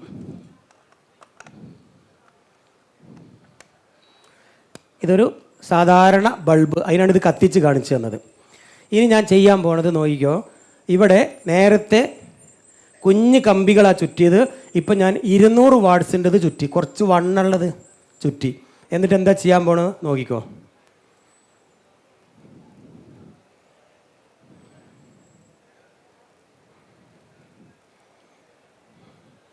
ഈ രണ്ടറ്റത്ത്, ഈ വയറിൻ്റെ രണ്ടറ്റം കൊടുക്കണം. മറ്റൊരു സീക്രട്ടും ഇതിനകത്തില്ല. ഓക്കെ, ഇത്രയേ ഉള്ളൂ ഇവിടെ ചെയ്യുന്നത്. നോക്കിക്കോ, വേറെ കറണ്ടിലേക്കൊന്നും ഞാൻ ഒരു കണക്ഷനും കൊടുക്കുന്നില്ല. പാചകം ചെയ്യുന്ന അടുപ്പിൻ്റെ പുറത്ത് വെച്ചു, ഓണാക്കി. എന്നിട്ട് ഇതിനെ ഒന്ന് പറ്റിക്കുകയാണ്. ഓണാക്കണല്ലേ, സോറി, ഒന്ന് പറ്റിച്ചെടുത്തു. അതായത് ഒരു പാത്രത്തിൻ്റെ ഒരു സെൻസർ ഉള്ളതുകൊണ്ട് ഈ ബൾബ് ഇപ്പം എങ്ങനെയാണ് വർക്ക് ചെയ്യുന്നത്? ഞാൻ നേരിട്ട് 220 കണക്ഷൻ കൊടുത്തു. ഈ ബൾബ് ഇല്ല. ആ ടൈലിൻ്റെ മേലേക്ക് പവർ വരുന്നുണ്ട്, വൈദ്യുതി വരുന്നുണ്ട്. ഇതാണ് വയർലെസ് വൈദ്യുതി. വയർലെസ് ചാർജർ ഇങ്ങനെയാണ് വർക്ക് ചെയ്യുന്നത്. 2000 വാട്ട്സ് അതിൻ്റെ ഔട്ട്പുട്ട് കിട്ടി. ഫാസ്റ്റ് ചാർജർ 2 വീലറിന് വേണ്ടി ഡിസൈൻ ചെയ്ത്, ഒരു വണ്ടി ഇങ്ങനെ വരുമ്പോൾ ചാർജ് ആവണു, വണ്ടി അങ്ങോട്ട് പോകുമ്പോൾ കട്ടാവണ്. ഫാസ്റ്റ് ചാർജർ 2 വീലറിൻ്റെ ഒരു ഫാസ്റ്റ് ചാർജറിന് ഇന്ന് മാർക്കറ്റിൽ മിനിമം 30,000 രൂപ കൊടുക്കണം, 30,000 റുപ്പീസ്. ഇവിടെ 500 രൂപയാണ് അതിൻ്റെ ആ ബോർഡിൻ്റെ പ്രൈസ്. കുറച്ച് സാധനം കൂടി 1000 രൂപയുടെ മുതൽ മുടക്കേ ഉള്ളൂ. ഞാൻ നേരത്തെ പറഞ്ഞില്ലേ 10,000 രൂപയുടെ മുതൽ മുടക്കി 1,00,000 രൂപയുടെ മൊബൈൽ ഫോൺ വിറ്റില്ലേ? ഇതാണ് ഇലക്ട്രോണിക്സ്. എന്തുകൊണ്ട് നമുക്ക് ഈ മേഖലയിലേക്ക് കടന്നു വന്നുകൂടാ? ഇതിനു വേണ്ടി എന്തെല്ലാം സൗകര്യങ്ങൾ എൻ്റെ ഭാഗത്തുനിന്ന് വേണം. നമ്മുടെ ഇവിടുത്തെ പാർക്കിൽ, ഇൻഡസ്ട്രി പാർക്കിൽ, വ്യവസായ പാർക്ക് വരുന്നതിൽ ഞങ്ങളുടെ കൺസൾട്ടൻസി നിങ്ങൾക്ക് കിട്ടും. ഇതുമായി ബന്ധപ്പെട്ട് ഫർദർ എന്തൊക്കെ അറിയണോ നിങ്ങൾക്ക് ചോദിക്കുക. ഇനി തീർന്നില്ല.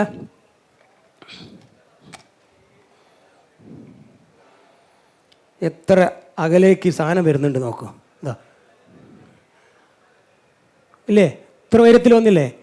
ബൾബ് എത്തുന്നുണ്ടല്ലോ. എന്ന് വെച്ചാൽ ഏകദേശം മേലോട്ടി സാധനം വരുന്നുണ്ട്. ഇത് ഏകദേശം ഒരു 2 ഇഞ്ച് 2 ഇഞ്ച് ഗ്യാപ്പിലാണ് റോഡും ടയറും തമ്മിലുണ്ടാവുക വണ്ടിയുടെ. ആ അടിയിലിരിക്കുന്ന ഇൻഡക്ഷൻ സ്റ്റൗ എന്ന് പറയുന്നത് ഭൂമിയിൽ കുഴിച്ചിടാനുള്ളതാണ്. അതിൻ്റെ മേലെ സിമൻറ്റ് വയ്ക്കുക, ടാറ് വേണ്ട ഇടാം, ടൈല് പാകാം, നോ പ്രോബ്ലം. നമ്മുടെ കാറ്, വണ്ടി, ബസ്, ഈ മേലിരിക്കുന്ന കോയിൽ അഥവാ ഇതാണ് ആ മേലിരിക്കുന്ന ഈ കോയിൽ.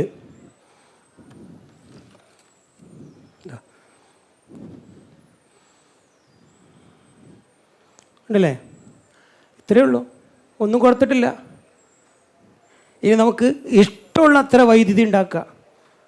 എന്താ ഇഷ്ടമുള്ള അത്ര വൈദ്യുതി. ഇത് കാറിൻ്റെ വലിയ ബൾബാണ്, വലിയ ബൾബ്. അയ്യോ, അത് തമ്മിൽ ഡിമ്മും ബ്രൈറ്റുള്ള ബൾബാണ്.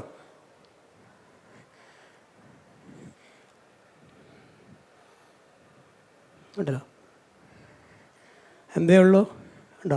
അപ്പോൾ ഒരു 12 volt charger, 24 volt charger, 48 volt battery charger, power supply, ഇത്തരം ഉൽപ്പന്നങ്ങൾ വളരെ ലോ കോസ്റ്റിൽ നിർമ്മിക്കാൻ പറ്റുമെന്ന് തെളിയിച്ചല്ലോ. ഇതേ ഞാൻ ഉദ്ദേശിച്ചിട്ടുള്ളൂ. ഇതിന് ഒരുപാട് മുതൽ മുടക്കില്ല. ഫസ്റ്റിലെ ഡിസൈനിങ് കോസ്റ്റേ നമുക്ക് വരുന്നുള്ളൂ. പിന്നെ നമ്മുടെ ഓരോ പ്രൊഡക്റ്റിൻ്റെയും പ്രൈസ്, നമ്മുടെ മാനുഫാക്ചറിങ് കോസ്റ്റ് വളരെ ചെറുതാണ്. ആദ്യമൊക്കെ നല്ല പ്രൈസിന് വിൽക്കുക, പിന്നീട് കുറയും. എനിവേ, ഈ ഒരു ചെറിയ ആശയം നിങ്ങളെ മുമ്പിൽ വെക്കാൻ വേണ്ടി മാത്രമേ ഈ ഡെമോൺസ്ട്രേഷൻ ഇവിടെ നടത്തി. ഇനി shoot me or ask me. ഇത് തോന്നുന്നു 10 കൊല്ലം മുമ്പ് 12 വോൾട്ടിന് വേണ്ടി ഡിസൈൻ ചെയ്ത ഒരു ബൾബാണ്. പല തട്ടുകട, ഫുട്പാത്തിൽ 12 വോൾട്ടിൽ വരുന്ന നമ്മുടെ ഒരുപാട് ആളുകൾക്ക് ഇത് യൂസ് ചെയ്യുന്നുണ്ട്. ഇന്നും ഇത് പോയിട്ടില്ല. ഇത് 12 വോൾട്ട് ബാറ്ററിക്കാണ്. നമ്മുടെ കാറിലൊക്കെ 12 വോൾട്ട് അല്ലേ? ഈ LED പോവില്ല. ഞാൻ നേരത്തെ കാണിച്ച പോലെ കുഞ്ഞ് LED ഇതാ, ഇതുപോലത്തെ LED അതിനകത്ത്. ഇതാണ് 5 രൂപയുടെ LED. ഞാൻ 10 ഒന്നിച്ച് ഓൺലൈനിൽ വരുത്തിയതാണ്. ഇത്രയേ ഉള്ളൂ ഇതിൻ്റെയൊക്കെ കോസ്റ്റ്. നമ്മളൊരു ബൾബ് ഉണ്ടാക്കിയിട്ട് എത്രയൊക്കെ കൊടുക്കണം? 50-100. പക്ഷേ അത് ഒരു വർഷം കൊണ്ട് പോകും. 2 വെച്ചോ 5 കൊല്ലം guarantee. Yes, any other question please. എൻ്റെ പേര് ഷിഹാബ്. ഞാൻ പുറത്താണ്, സൗദിയിലാണ് വർക്ക് ചെയ്യുന്നത്. ഓക്കെ. ബിസിനസ്സാണ്. എനിക്ക് ഇപ്പം അംസൊക്കെ ചെയ്തൊരു ഡൗട്ട് എന്താ വെച്ച് കഴിഞ്ഞാൽ, ഇത് ഇപ്പോൾ വയർലെസ് ചാർജറിൻ്റെ ഒരു ഡെമോൺസ്ട്രേഷൻ.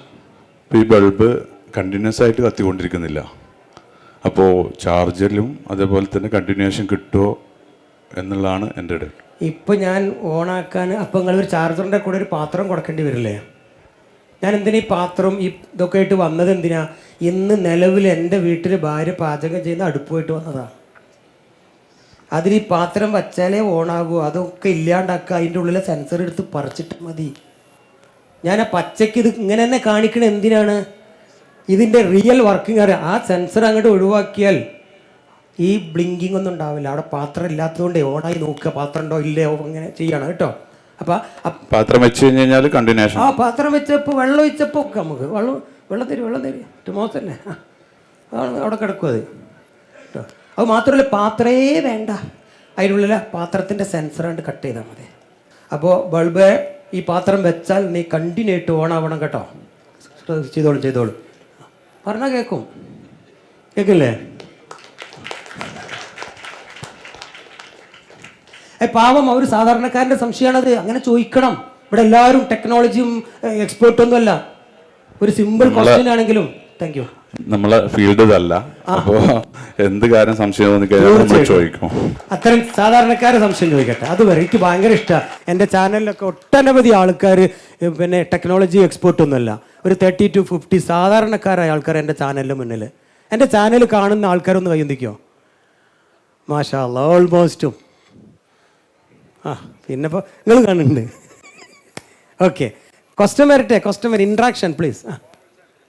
ഞാൻ ഫോൺ വിളിച്ചെടുക്കില്ല, പക്ഷെ നിങ്ങൾ ഫോണിലല്ല വിളിക്കുന്നത്. അതുകൊണ്ടാണ്. എടാ, ഈ കണ്ട 1 മില്യൺ ആൾക്കാർ ഇന്നെ വിളിച്ചാൽ ഞാൻ എന്താ ചെയ്യുക? ഒരു അംശമല്ലേ ഉള്ളൂ നിങ്ങൾക്ക്. എനിക്ക് കുറേ സുഹൃത്തുക്കളുണ്ട്, എല്ലാവരും കൂടി വിളിച്ചാൽ ഇതൊന്ന് ചിന്തിച്ചു നോക്കാം. ഏതായാലും ഈ വന്ന ആൾക്കാർക്ക് എൻ്റെ വാട്സപ്പ് നമ്പർ തരാം പോരെ? അത് ഫോൺ ചെയ്തോളൂ, എടുക്കില്ല. 2 വട്ടം മിസ്ഡ് കണ്ടാൽ അതിൽ വാട്സപ്പ് ഉണ്ടോ എന്ന് ഞാൻ നോക്കും. ഞാൻ രാത്രി മെസ്സേജ് തിരിച്ചു വിടും. അതിൻ്റെ ഒരു ഹോബിയാണ്. 2 വട്ടം എന്നെ മിസ് വന്നിട്ടുണ്ടെങ്കിൽ ആ നമ്പറിൽ വാട്സപ്പ് ഉണ്ടോ എന്ന് ഞാൻ നോക്കും. ഉണ്ടെങ്കിൽ അതിൽ റിപ്ലൈ ചെയ്യും പോരെ? അപ്പം നമ്പർ തരും. Ask me. സാർ, എൻ്റെ പേര് അഫ്നാൻ. സാറിന്റെ വീഡിയോസ് എൻ്റെ ഫാദർ സ്ഥിരം കാണുന്നതാണ്. അപ്പം ഇങ്ങനെ വീഡിയോസ് കണ്ടു പരിചയമുണ്ട്. അപ്പൊ എന്റെ ചോദ്യം ഇതാണ്. ഇപ്പൊ ഈ ചൈനയിൽ ഇപ്പൊ ഇതേമാതിരി പറഞ്ഞല്ലോ, കുട്ടികൾ വർക്ക് ചെയ്യണ്ടെന്ന് പറഞ്ഞല്ലോ. ഇപ്പൊ നമ്മളെ നാട്ടിലാണെങ്കിൽ ഇതിന് ചൈൽഡ് ലേബർ പറഞ്ഞാണ്ട് ഒരു കേസ് വരും. നമ്മളെ നാട്ടിലുള്ള സ്ഥിരം പ്രശ്നമാണ്. പിന്നെ എൻ്റെ കേസിൽ പറയുകയാണെങ്കിൽ ഞാൻ +2 പഠിക്കുകയാണ്. ഇപ്പൊ ഞാനൊരു ബിസിനസ് തുടങ്ങാൻ വേണ്ടിയിട്ട് ഇപ്പോൾ ഈ എക്സ്പോർട്ടിങ്ങിന്റെ കേസിലും പിന്നെ എൻ്റെ പേരിൽ ഒരു പേറ്റന്റ് ഉണ്ട്. അപ്പൊ ഞാൻ ഇതിന് വേണ്ടിയിട്ട് ഒരു ബിസിനസ് തുടങ്ങാൻ വേണ്ടി ഞാൻ ഒരു ബാങ്കോ അല്ലെങ്കിൽ ഞാൻ ഇപ്പോൾ ഒരു കൺസൾട്ടൻസിനെ അപ്രോച്ച് ചെയ്ത് പറഞ്ഞത് പ്രായം കുറവാന്ന് പറഞ്ഞത് എന്നോട്. അതായത് 16 വയസ്സിൽ ബിസിനസ് തുടങ്ങാൻ പറ്റൂല, മേജർ ആവണം. അപ്പൊ ഞാൻ എന്താ വെച്ചാൽ എന്റെ ഫാദറിന്റെ പേരിൽ കേസും കാര്യങ്ങളും അല്ലെങ്കിൽ ഇപ്പൊ എന്താ കേസ് വെച്ചാൽ അത് തന്നെയായിരുന്നു. എന്നോട് പറഞ്ഞ 12 വയസ്സിൽ ബിസിനസ് ചെയ്യാൻ പാടില്ലെന്ന് ഒരു LDCS കൺസൾട്ടൻസി ഉണ്ടായിരുന്നു നമ്മുടെ നാട്ടില്. ആ കൺസൾട്ടൻസിനെ മാറ്റിയാൽ മതി. ചില ജാതകം പൊരുത്തല്ലെങ്കിൽ നമ്മൾ എന്താ ചെയ്യല്? ഒഴിവാക്കും, വേറെ അമ്പലത്തിൽ പോകണം അല്ലേ? അങ്ങനല്ല, കൺസൾട്ടൻസി മാറ്റിയാൽ മതി. അല്ല, ഞാൻ പറഞ്ഞു ഇതിന്റെ നിയമം പഠിച്ചു. ഞാൻ ഇതിന്റെ പിന്നിൽ റിസർച്ച് നടത്തിയാണെന്ന് പറഞ്ഞു. ഇനി അതേമാതിരി നമ്മളിപ്പോ പാരന്റൽ സപ്പോർട്ടിന്റെ ഭാഗത്ത് നോക്കി. അപ്പൊ ഒരുവിധം വീട്ടിലെല്ലാ ഒരു ഇമ്മമാരുടെ സിറ്റുവേഷൻ എന്ന് പറഞ്ഞാൽ ചാക്കോ മാഷാണ്. ആദ്യം പഠിത്തം പിന്നെ മതി കണ്ടുപിടുത്തം എന്ന് പറഞ്ഞ ഒരു ടൈപ്പാണ് നമ്മളെ ഒരു ഫാമിലി. അല്ല, നമ്മളെ ഫാമിലി അങ്ങനെയാണ്. അപ്പൊ ഇതേമാതിരി പാരന്റ്സിനോട് എന്താ സാറിന് പറയാനുള്ളത് ഇതിനെ പറ്റി? അതായത് നമ്മൾ ഗവൺമെന്റ്, പാരന്റ്സ്, ഈ ഇളയ പ്രായക്കാരുള്ള ഇൻവെസ്റ്റേഴ്സ്, പ്രൊഡക്ഷൻ ചെയ്യാൻ താല്പര്യമുള്ള ആൾക്കാരോട് ഇവരോട് എന്താ സാർ പറയണത്? അടിപൊളി, നല്ലൊരു ക്വസ്റ്റ്യൻ ആണ്. പുള്ളിയുടെ റിയൽ പ്രോബ്ലം പറഞ്ഞു. ഇനി പാരന്റ്സിനോടുള്ള ഒരു അഡ്വൈസ് ഞാൻ ഇടയ്ക്കിടയ്ക്ക് പറയുന്നുണ്ട്. ഇന്നും ഞാൻ ആ പ്രോഗ്രാം ചെയ്തിട്ടാണ് വരുന്നത് എൻ്റെ കിൻഫ്രയിൽ. പാരൻസിനോട് പറയാനുള്ളത്, ഇപ്പോൾ ചൈനയിലെ ആ ഒരു അവസ്ഥ കണ്ടില്ലേ, അതുപോലെ കുട്ടികളാകുമ്പോൾ തന്നെ വീട്ടിലെ വരവും ചെലവും മക്കളെ പഠിപ്പിക്കുക. മോനെ, ഇവിടെ ചെറിയ കുട്ടികൾ ആരൊക്കെയുണ്ട്? ഇതൊക്കെ ചെറിയ കുട്ടികളാണ്. എൻ്റെ വീട്ടിൽ ഒരു മാസത്തെ ചിലവത്തിലെ അതെങ്ങനെ മനസ്സിലായി? മോൻ്റെ വരവത്തിലെ ഒരു വീട്ടിലെ ഒരു മാസത്തെ വരവ് കൃത്യമായിട്ട് സത്യത്തിൽ ഒരു വെറുതെ അങ്ങനെ പറയാണ് 5-10 സത്യത്തിൽ രക്ഷിതാക്കൾ അവരെ പഠിപ്പിച്ചിട്ടില്ല. അതാണ് ഒന്നാമത്തെ പ്രോബ്ലം. കറണ്ട് ബില്ല് എത്രയെന്ന് അറിയില്ല, വരവ് എത്ര അറിയില്ല, ചിലവ് എത്ര അറിയില്ല. MCOM ആണ്, അക്കൗണ്ടൻ്റ് ആണ്. പക്ഷെ വീട്ടിലെ കണക്ക് അവനക്ക് അറിയില്ല. ഇതാദ്യം ഒരു രക്ഷിതാക്കൾ മക്കൾക്ക് സാമ്പത്തിക ഉത്തരവാദിത്തം പഠിപ്പിക്കണം. ഒന്ന്, പണത്തിൻ്റെ മൂല്യവും പഠിപ്പിക്കുക. എങ്ങനെ അതിനൊന്നും സ്കൂളിൽ പോകണ്ട, 12 വയസ്സോ 5 വയസ്സോ നോക്കണ്ട. രക്ഷിതാക്കൾ അവർക്ക് ആ ഉത്തരവാദിത്തം, എത്രയാണ് നമ്മുടെ കയ്യിലുള്ളത്, കടം എത്രയുണ്ട്, മരുന്ന് എത്ര രൂപയൊക്കെ കഴിക്കുന്നത്, ഉപ്പാടെ രോഗം എന്താണ്, അമ്മയ്ക്ക് ഏത് അസുഖമാണ് ഇപ്പോൾ ഉള്ളത്, ഈ കാര്യങ്ങളൊക്കെ ഒരു 5 വയസ്സാകുമ്പോഴെന്നെ കുട്ടികളിലേക്ക് കൊടുത്തുകൊണ്ടിരിക്കുക. അങ്ങനെ വീടിനെ കുറിച്ചുള്ള ഒരു ബോധം ഈ കുട്ടിക്ക് വരും. ഒന്നാമത് അതാ വേണ്ടത്. എനിക്ക് 3 മക്കൾക്ക് അതാണ് ആദ്യം ചെയ്തത്.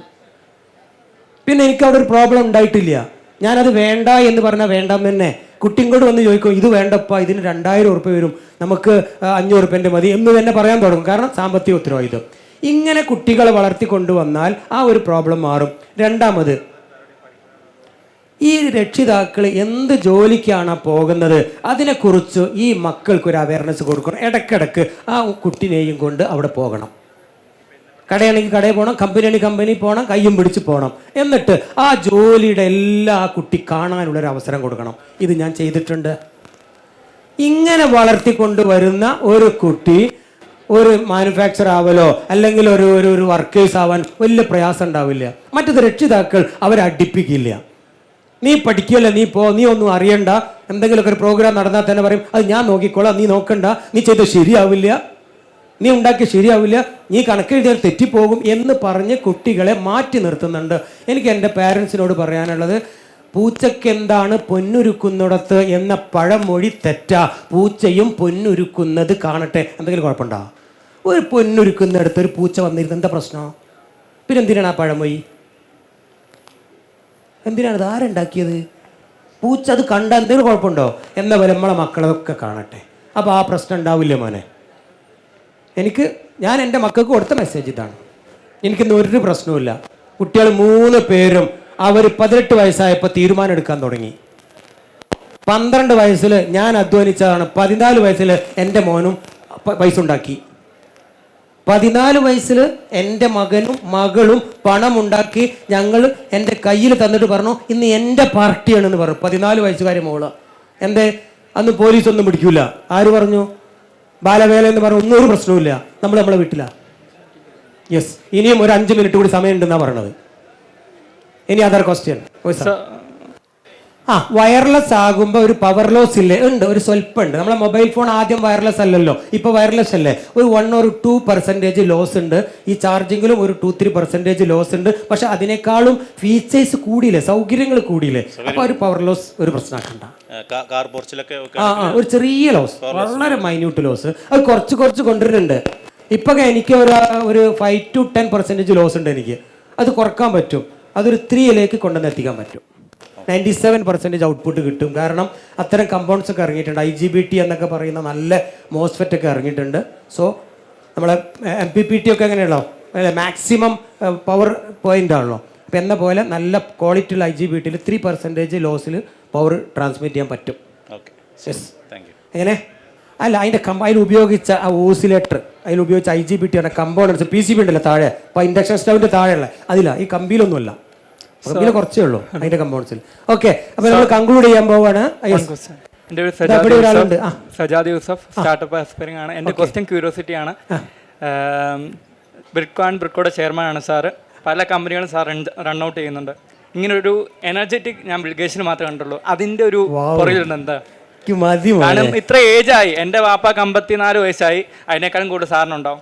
പക്ഷേ ഞാനും ഇങ്ങനെ ഫ്യൂച്ചറിലാവണം, എലോൺ മസ്ക് പോലെ ആവണം എന്ന് വിചാരിക്കുന്ന ആളാണ്. എന്താണ് ഇതിൻ്റെ എനർജറ്റ്? ഓരോ ദിവസം രാവിലെ എണീക്കുമ്പോഴും നൈറ്റ് എടുക്കുമ്പോഴും എന്താണ് തീരുമാനം എടുക്കുന്നത്? അടിപൊളി, നല്ലൊരു ക്വസ്റ്റ്യൻ. എനിക്ക് ഇഷ്ടമുള്ള ചോദ്യം. കാരണം 57 വയസ്സായി.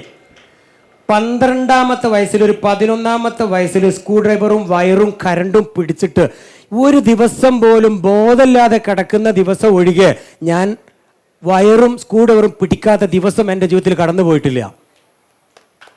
അത് എന്തിനാണെന്ന് എനിക്കറിയില്ല. എൻ്റെ പാഷനാണ്. ടെക്നോളജി ഡെമോൺസ്ട്രേഷൻ എൻ്റെ പാഷനാണ്. അതിലൂടെ ഞാൻ എൻജോയ് ചെയ്യണം.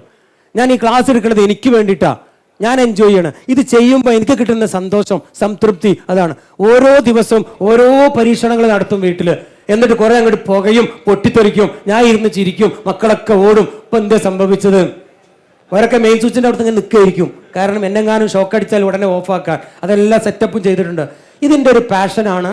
എൻ്റെ കുട്ടിക്കാലം തൊട്ടേ എൻ്റെ ആഗ്രഹം പരീക്ഷണം നടത്തുക, പ്രൊജക്റ്റ് ഉണ്ടാക്കുക, ഡെവലപ്പ് ചെയ്യുക, എങ്ങനെ സമ്പാദിക്കണം ചിന്തിച്ചിട്ട് പോലുമില്ല. എനിക്ക് അടുത്ത കാലത്താണ് 98 ഒരു നല്ലൊരു പാർട്ട്ണർ കിട്ടിയത്. ആ പാർട്ട്ണർ പറഞ്ഞു, നിങ്ങൾ എന്താ ചെയ്തോ, സാമ്പത്തികം കംപ്ലീറ്റ് ഞാൻ നോക്കിക്കോളാം പറഞ്ഞു. പുള്ളി മാർക്കറ്റിങ്ങും പൈസയും കാര്യമൊക്കെ മുള്ളി നോക്കി. ടെക്നോളജി പരീക്ഷണ നിരീക്ഷണങ്ങൾ ഞാനും നോക്കി.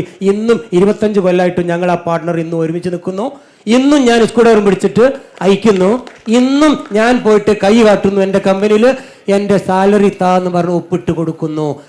പൈസപ്പെട്ടിയിൽ കൈയിട്ട് പോലും വാരാറില്ല. ഇങ്ങനെ ചെയ്താൽ സന്തോഷം കിട്ടും. ഇതെല്ലാ ടെൻഷനും ഞാൻ ഏറ്റെടുക്കുക. ഇയാളെ പ്രശ്നം ഞാൻ, ഇയാളെ പ്രശ്നം, എൻ്റെ ഭാര്യൻ്റെ പ്രശ്നം, മക്കളെ പ്രശ്നം, നാട്ടുകാരെ പ്രശ്നം മുഴുവൻ എടുത്തിട്ട് ഞാൻ വലിയ പ്രശ്നം ചുമക്കുന്ന ആളായി പോയെ. എല്ലാ പ്രശ്നവും ഒഴിവാക്കിയത്. അതന്നെ എൻ്റെ ഹാപ്പിനെസ്. ഹലോ സാർ, എൻ്റെ പേര് യഹിയ. മഞ്ചേരിയിൽ നിന്നാണ്, പ്രവാസിയാണ്. പിന്നെ ഞാൻ ചോദിക്കുന്ന 2 ക്വസ്റ്റ്യൻസ് ആണ്. ഒന്ന്, മൊബൈൽ ടെക്നോളജി ആയിട്ടാണ് സാറെ കൂടുതൽ അറിയുന്നത്. അപ്പോൾ അതിലേക്ക് AI എത്രത്തോളമാണ് ഇനി വരാനിരിക്കുന്നത്, നമുക്ക് എത്രത്തോളം ഫ്യൂച്ചർ അതിനോടുണ്ട്? മീൻസ് ഇൻസ്റ്റിറ്റ്യൂട്ടായിട്ടാണ് കൺസെപ്റ്റ്, എഡ്യൂക്കേഷൻ നമ്മൾ കൊടുക്കുമ്പോൾ സെപ്പറേറ്റ് ആണല്ലോ. ഇപ്പോൾ ആർട്ടിഫിഷ്യൽ ഇൻ്റലിജൻസ് സെപ്പറേറ്റ്, എങ്ങനെയാണ് ഇത് നമ്മൾ എഡ്യൂക്കേഷൻ ഇൻസ്റ്റിറ്റ്യൂഷൻ എന്നുള്ള നിലക്ക് നമ്മൾ മൊബൈൽ സംബന്ധിച്ച് നോക്കുമ്പോൾ AI എങ്ങനെയാണ് റിലേറ്റഡ് ആയിട്ട് വരാനുള്ള സാധ്യത? രണ്ടാമത്തെ ക്വസ്റ്റ്യൻ സാർ, എന്നാൽ സാറ് പറഞ്ഞ പോലെ തന്നെ ഇപ്പോൾ നമ്മൾ ബാറ്ററി കുറിച്ച് പറഞ്ഞല്ലോ, നമ്മൾ ചാർജ് ചെയ്യുന്നതിനെ കുറിച്ച്. ചാർജ് ചെയ്യാത്തൊരു കൺസെപ്റ്റ് എങ്ങനെയാ വെച്ചാൽ, നമ്മൾ വണ്ടി ഓടിക്കൊണ്ടിരിക്കെ തന്നെ ഓട്ടോമാറ്റിക്കലി ഇറ്റ് വിൽ ബി, അത് നമ്മൾക്ക് ചാർജായി ഓട്ടോമാറ്റിക്കലി റീചാർജ് ആവണം നമ്മളെ ബാറ്ററി. എങ്ങനെ നമ്മൾ വണ്ടി ഓടുന്ന എനർജിയിൽ നിന്ന് തന്നെ തിരിച്ച് അത് റീചാർജ് ആവുന്ന ഒരു കൺസെപ്റ്റിലേക്ക് സാറ് ചിന്തിച്ചിട്ടുണ്ടോ? അതിൻ്റെ തടസ്സം എന്താണ്? ഓടിക്കൊണ്ടിരിക്കുമ്പോൾ ചാർജ് ചെയ്യേണ്ട ടെക്നോളജി ലോകത്ത് കണ്ടുപിടിച്ചിട്ടില്ല. ആരെങ്കിലും അങ്ങനെ പറയുന്നുണ്ടെങ്കിൽ ഇന്ന് വരെ തെളിയിക്കാൻ കഴിഞ്ഞിട്ടില്ല. ഓടുമ്പോൾ ബ്രേക്ക് ചെയ്യുമ്പോൾ ചാർജ് കിട്ടുന്നുണ്ട്, ബാറ്ററി ചാർജ് ചെയ്യുന്നുണ്ട്. അത് നമ്മളുടെ നഷ്ടപ്പെട്ട മാത്രമാണ് തിരിച്ചെടുക്കുന്നത്. സ്പീഡിൽ പോകുന്ന പെട്രോൾ കാർ സഡൻ ബ്രേക്ക് കൊടുത്താൽ കാർബറേറ്ററിൽ മെച്ചം വരുന്ന പെട്രോൾ ഒരു പമ്പ് വഴി തിരിച്ചെടുക്കുന്ന ടെക്നോളജി പെട്രോൾ കാറിലുണ്ട്. ദ സെയിം, ഓടിക്കൊണ്ടിരിക്കുന്ന വണ്ടിനെ സഡൻ ബ്രേക്ക് വരുമ്പോൾ നമ്മൾ കൊടുത്ത ആ പവർ, ആ എനർജി, ആ ഡൈനാമോയിലൂടെ നമ്മൾ റീജനറേറ്റീവ് ബ്രേക്ക് വഴി തിരിച്ചെടുക്കുന്നു എന്നല്ലാതെ വെറുതെ കാർ ഓടൂല. ഒന്ന്. രണ്ടാമത്, AI-യും ഇന്നത്തെ സ്മാർട്ട് ഫോണും ടെക്നോളജിയും ഇൻസ്റ്റിറ്റ്യൂഷൻ തമ്മിൽ എങ്ങനെ ബന്ധിപ്പിക്കുന്നു എന്നുള്ളതാണ്. കാലങ്ങൾ ഒരുപാട് മുന്നോട്ട് പോയി. ആർട്ടിഫിഷ്യൽ ഇൻ്റലിജൻസ് എന്തായാലും വളരും. ഒരുപാട് കോഴ്സുകൾ ഇല്ലാതാകും. ഒരുപാട് ഹാർഡ്വെയർ കോഴ്സുകൾ, സ്കില്ല് പണിയെടുക്കുന്ന കോഴ്സുകൾ വീണ്ടും വലിയ സാധ്യതയാണ്. അതിനെക്കുറിച്ച് പഠനം നടത്തിക്കൊണ്ടിരിക്കുകയാണ്. സ്മാർട്ട് ഫോണ് റിപ്പയറിംഗ് മേഖലയിൽ AI ടൂൾസ് ഉപയോഗിച്ച് റിമോട്ടായി കുട്ടികളെ പഠിപ്പിക്കാനും അവരുടെ വീട്ടിലിരുന്നു കൊണ്ട് പ്രാക്ടിക്കലായി ചെയ്യുന്ന ട്രെയിനിങ് കിറ്റ് വരെ AI ഇനാബിൾഡ് ഡെവലപ്പിംഗ് തുടങ്ങി. ഇങ്ങനെ വരുമ്പോൾ ഇനി ഇൻസ്റ്റിറ്റ്യൂഷനിലേക്ക്, കോളേജിലേക്ക്, സ്കൂളുകളിലേക്ക് ഒരു കുട്ടി പോയി പഠിക്കുക എന്നുള്ളത് ഒരു 5-10 കൊല്ലം കഴിഞ്ഞാൽ ചിന്തിക്കാൻ പറ്റൂല. ഒരു ഇൻസ്റ്റിറ്റ്യൂട്ട് വീട്ടിലേക്ക് പോകേണ്ടി വരും എന്നുള്ളതാണ് AI നമ്മളോട് പറയുന്നത്. അതുമായി ബന്ധപ്പെട്ട് ഈ ഇലക്ട്രിക്കൽ വെഹിക്കിൾ ടെക്നോളജിയിൽ വലിയൊരു ലാബ് ഡിസൈൻ ചെയ്ത് കേരളത്തിൽ ഉടനീളം വിതരണം ചെയ്യാനുള്ള ഒരു കമ്പനി സ്റ്റാർട്ട് ചെയ്തു AI-യോടുകൂടി. EV പഠിപ്പിക്കാൻ ആർക്കും 1 രൂപയും മുടക്കാതെ നിങ്ങളെ കേരളത്തിലുള്ള ഏത് ഇൻസ്റ്റിറ്റ്യൂഷനിലും സൗജന്യമായി ഞങ്ങളുടെ ലാബ് കൊണ്ടുതരും. അത് ഉപയോഗിക്കുന്ന അനുസരിച്ച് അതിൻ്റെ ഒരു എമൗണ്ട് ഞങ്ങളുടെ അക്കൗണ്ടിലേക്ക് ഓരോ കുട്ടിയിൽ നിന്നും ഞങ്ങൾക്ക് കിട്ടണം. ആ പ്രോഡക്റ്റ് വിൽപ്പനക്കില്ല. 5, 10, 25, 50 ലക്ഷം രൂപയുള്ള ഇലക്ട്രിക്കൽ വെഹിക്കിൾ ടെക്നോളജിയുടെ ഒരു ലാബ് കോളേജിൽ, പോളിയിലും, ITIയിലും, എഞ്ചിനീയറിംഗ് കോളേജിലും, പ്രൈവറ്റ് സ്ഥാപനത്തിലും, 10ാം ക്ലാസ്, +2, ഹൈസ്കൂളിൽ എവിടെ വേണോ സൗജന്യമായി ഞങ്ങൾ കൊണ്ട് സ്ഥാപിച്ചു കൊടുക്കും. ഓയോ പോലെ, ഊബർ പോലെ, അതുപോലെ നെറ്റ്വർക്ക് ബിസിനസ് പോലെ അങ്ങനത്തെ ഒരു പുതിയ ബിസിനസ്സാന്ന് വെച്ചോ, ഈ ലാബ് അവിടെ കൊടുക്കും. അത് AI ഉണ്ടാവും, ഇൻ്റർനെറ്റ് ഉണ്ടാവും, അതിലെല്ലാ സൗകര്യം ഉണ്ടാവും. നമ്മളൊരു അധ്യാപകനെയും കൊടുക്കും. അപ്പോൾ അവിടെ വരുന്ന മുഴുവൻ കുട്ടികളെയും ആ ടെക്നോളജി പഠിപ്പിക്കാം. ആ കുട്ടി പഠിക്കുന്നതിൻ്റെ ഒരു ഫീസിൻ്റെ ഒരു വിഹിതം ആർക്കടയ്ക്കണം? അത് അപ്ഡേറ്റ് ചെയ്തരും സോഫ്റ്റ്വെയർ ഞങ്ങൾ കൊടുക്കും. എല്ലാം പ്രോഗ്രാമും പുതിയ ടെക്നോളജി വരുമ്പോൾ ലാബ് അങ്ങനെ മാറ്റി കൊടുക്കും. 1 രൂപ നിങ്ങൾ എക്സ്ട്രാ കൊടുക്കണ്ട. ആർക്കെങ്കിലും ഈ ബിസിനസ്സുമായി താല്പര്യം ഉണ്ടെങ്കിൽ കോൺടാക്ട് മീ. സാറേ, last question, okay sir. Sir, yes. ആർക്കെങ്കിലും താല്പര്യം, പണം മുടക്കാതെ എങ്ങനെ ബിസിനസ് ചെയ്യാം, അതാണ് സാർ. ഒറ്റ ക്വസ്റ്റ്യൻ. സ്മാർട്ട് ഫോണിന്റെ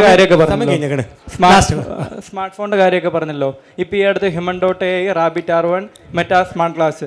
അപ്പൊ ഇങ്ങനെയൊക്കെ വരുമ്പോഴത്തേന് AGI വരാൻ പോകുന്നു, ASI വരാൻ പോകുന്നു. ടെക്നോളജി എന്നത് സെക്കൻഡ്ലി മാറുന്നു. അപ്പോൾ സ്മാർട്ട് ഫോണിൻ്റെ ടെക്നോളജിയുടെ ഫ്യൂച്ചർ എന്താ? സ്മാർട്ട് ഫോൺ ടെക്നോളജി കൊണ്ട് മെറ്റാവേഴ്സിന് പകരം ഒരു ബ്രിഡ്കോ വേഴ്സ് ഡിസൈൻ ചെയ്തു. UAE ഗവൺമെൻറ് അംഗീകരിച്ചു. 160 രാജ്യങ്ങളിലേക്ക് അതിൻ്റെ കോഴ്സിന് പെർമിഷൻ കൊടുത്തു. 65 രാഷ്ട്രങ്ങളിൽ കോഴ്സ് തുടങ്ങി ബ്രിഡ്കോ ആൻഡ് ബ്രിഡ്കോ UAE വെച്ച്. എന്താ പേര്? ബ്രിഡ്കോ വേഴ്സ്. മെറ്റാവേഴ്സ് അല്ല, നമ്മൾ ഡെവലപ്പ് ചെയ്ത് നമ്മുടെ ഓൺ സോഫ്റ്റ്വെയർ ഒന്ന് നെറ്റിലൊക്കെ അടിക്കുക. ബ്രിഡ്കോ എവിടം വരെ എത്തിയെന്ന് അപ്പം നിങ്ങൾക്ക് കാണും. ഒരുപാട് മുന്നിലെത്തി മോനെ. എനിവേ, താങ്ക് യു ഫോർ ഇത്രയും സമയം നിങ്ങൾ എൻ്റെ ഈ ഒരു ചെറിയ സെഷൻ ശ്രമിച്ചിരുന്ന എല്ലാ പ്രിയപ്പെട്ട എൻ്റെ സബ്സ്ക്രൈബേഴ്സിനും ഫോളോവേഴ്സിനോടും ഒരുപാട് നന്ദിയുണ്ട്. വെള്ളിയാഴ്ച വീട്ടിലുണ്ടാകും, ആർക്കും വരാം, ഏത് നിമിഷം വരാം. എൻ്റെ വീട്ടിലെ കത്താത്ത ബൾബ് അല്ല, കേടാത്ത ബൾബ്, കേടാവാത്ത ബൾബ് കാണണോ? അങ്ങനെ ഒരുപാട് ഇന്നിവിടെ ഈ കാണിച്ച ഒട്ടനവധി സംഭവം ലൈവായിട്ട് വർക്ക് ചെയ്യുന്നുണ്ട്. 1998 ഡിസൈൻ ചെയ്ത ഇൻ്റർനെറ്റ് കാണണേ അവിടെ വന്നാൽ ഇൻ്റർനെറ്റ് ഇല്ല. 1996 വൈഫൈ കാണാം, അവിടെ വന്നാൽ മതി. അതിൻ്റെ ലൈഫൈ എന്താ പേര്? വൈഫൈ അല്ല, വൈഫൈക്ക് മുമ്പ് ലൈഫൈ ഉണ്ടാക്കി എൻ്റെ വീട്ടിലാണ്. കാണാൻ വരാം നിങ്ങൾക്ക്. That's all. Thank you very much.